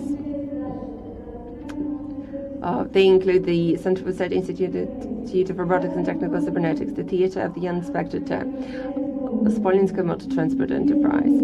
And if we do not rethink the importance of the architectural heritage of modernism, then the recent history of the ruthless demolition of SKK may be the indicator of the possibility of further attack on the historical developments in Petersburg.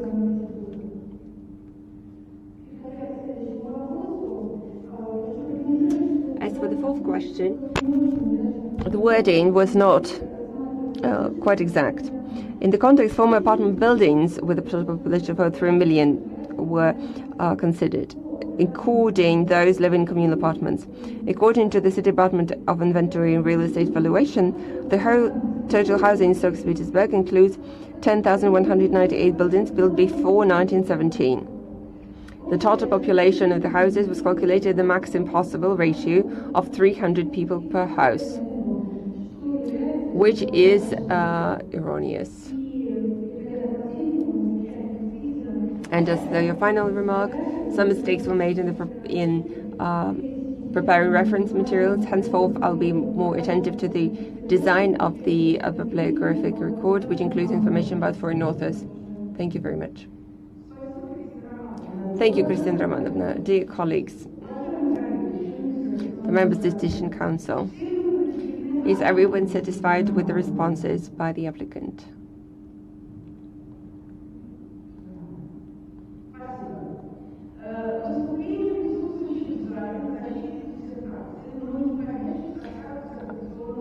Those present at the defense might take the floor. None. Did we receive any questions via the email? None.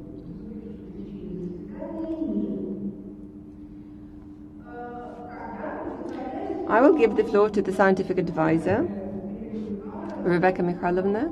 Please give information about the applicant and the work.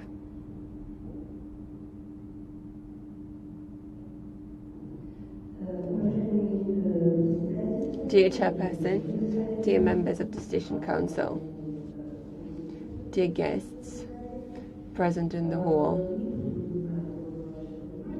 I'll try to be brief. We've been working on this text for 6 years. Initially, it was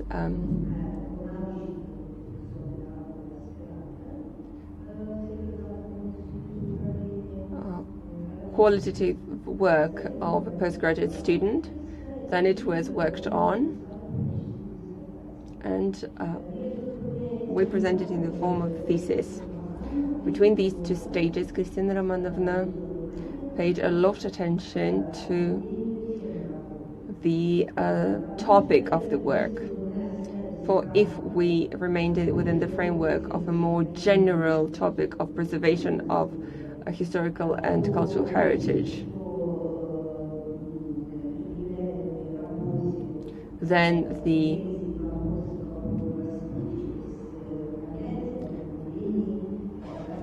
remarks about the blurred concepts and definitions would have been more stricter. All those present in the hall understand that cultural heritage is a complex which is very broad. Either we should be abstract about the values of culture as such,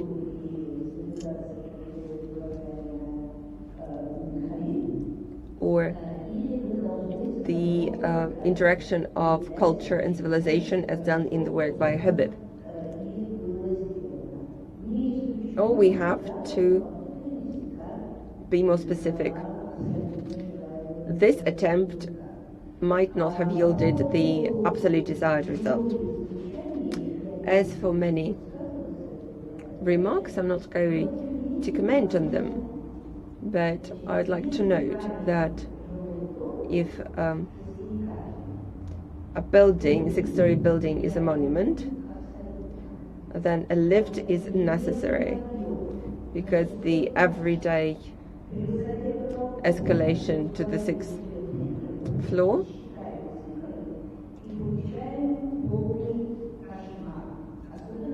is strenuous for elderly people who tend to live in such houses. Thus, economic political aspect, which was outlined, is of key importance.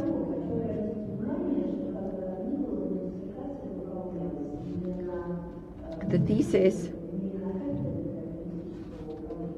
was not completed on the Department of Political Management of St. Petersburg State University, but on the Department of the State Municipal Management of the Institution of Management, which plays a significant role. It was very difficult for Kristina Romanovna because we know that her baccalaureate degree is in architecture and design.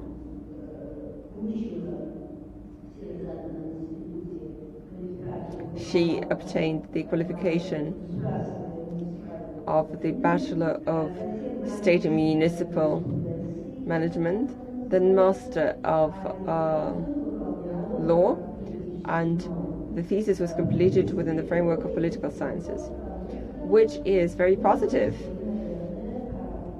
because we need to get used to the idea that modern scientific activity is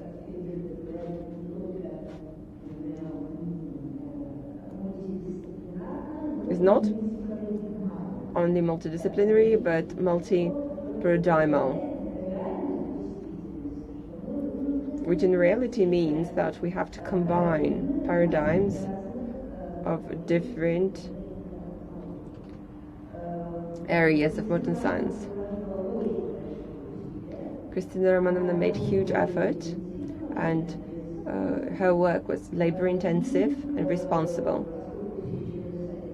And since all the members of the Decision Council supported the thesis, then the result is positive. But there is a slight controversy. So if the applicant is willing, it is possible to carry on the research in different areas. But if we talk about St. Petersburg, then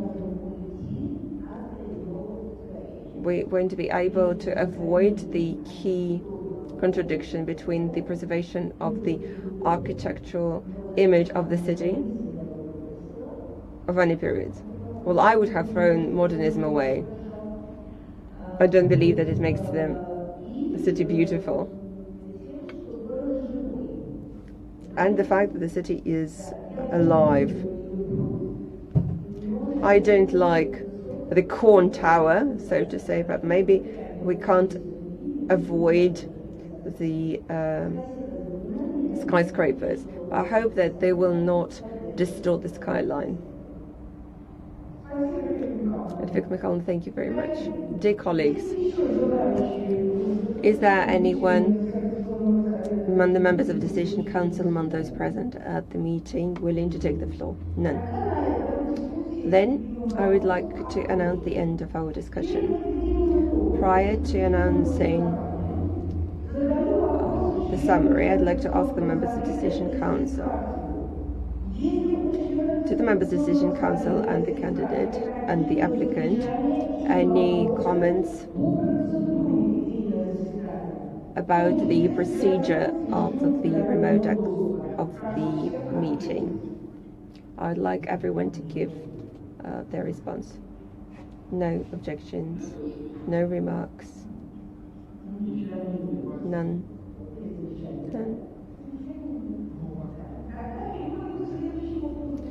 Then we move on to the next step, voting.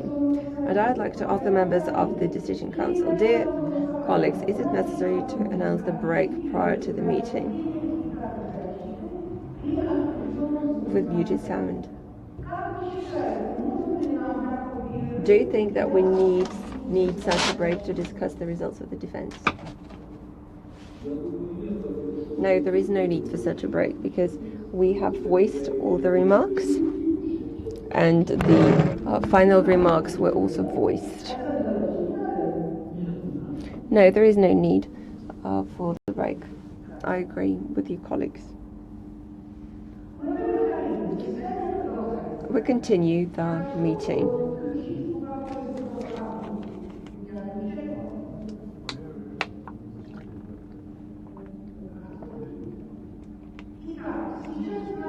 It is 5 o'clock, 13 minutes, Moscow time.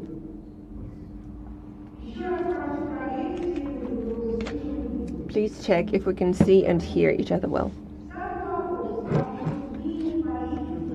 I raise the question of awarding Paliy Kristina Romanovna academic degree, candidate of political sciences, scientific major 552, political institution processes, technologies, to an open vote. I want to emphasize that voting for, each member of the Dissertation Council agrees that the Clause 11 of the order has not been violated.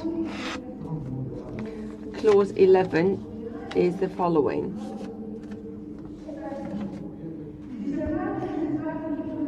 In the thesis, the applicant for scientific degrees is obliged to refer to the author or the source of borrowing materials or individual results.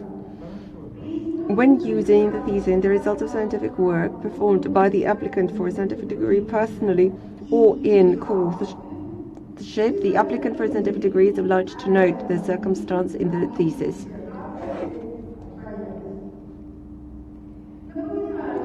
I remind you that the decision of the Dissertation Council on the issue of awarding academic scientific degree is considered positive if more than half, but no less than 3 members of the Council who participate in the meeting voted for it.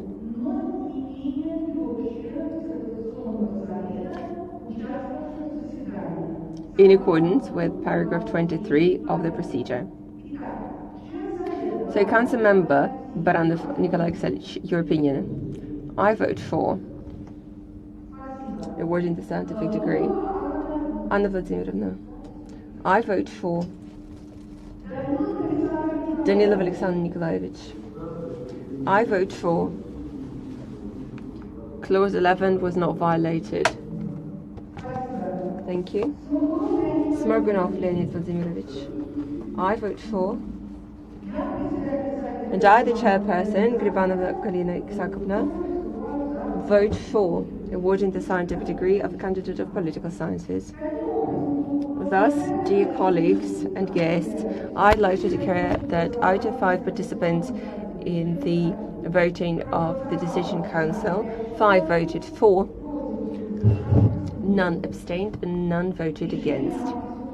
The decision on awarding Paliy Kristina Romanovna the scientific degree of candidate of political sciences, major 552, political institution, processes and technology, is taken. And I give Kristina Romanovna the floor for the final word. Thank you very much.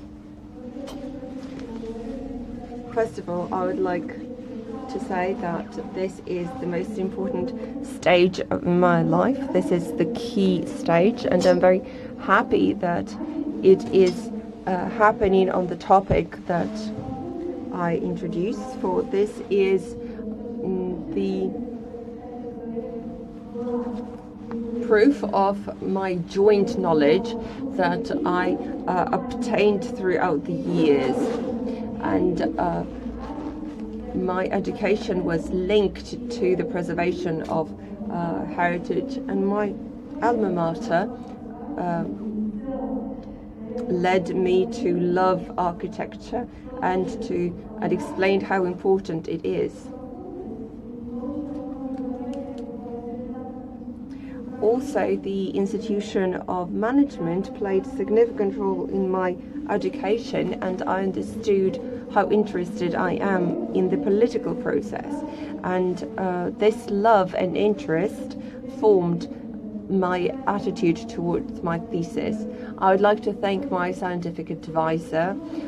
This is a scientist, an expert, a professional, professor, and it is a great pleasure and it is a great success that I was able to work under her. And for me, for my knowledge, it was of crucial importance. I need to mention 2 more people who participated in my development and who pushed me forward. These are my colleagues, the head of the Department of Law, Mikhail Trigubov, and the head of the Department of Civic Law, Nikolai Viktorovich Zukayev, with whose help I've been working on master's degree in the sphere of protection heritage. And I would definitely like to thank the members of the Decision Council.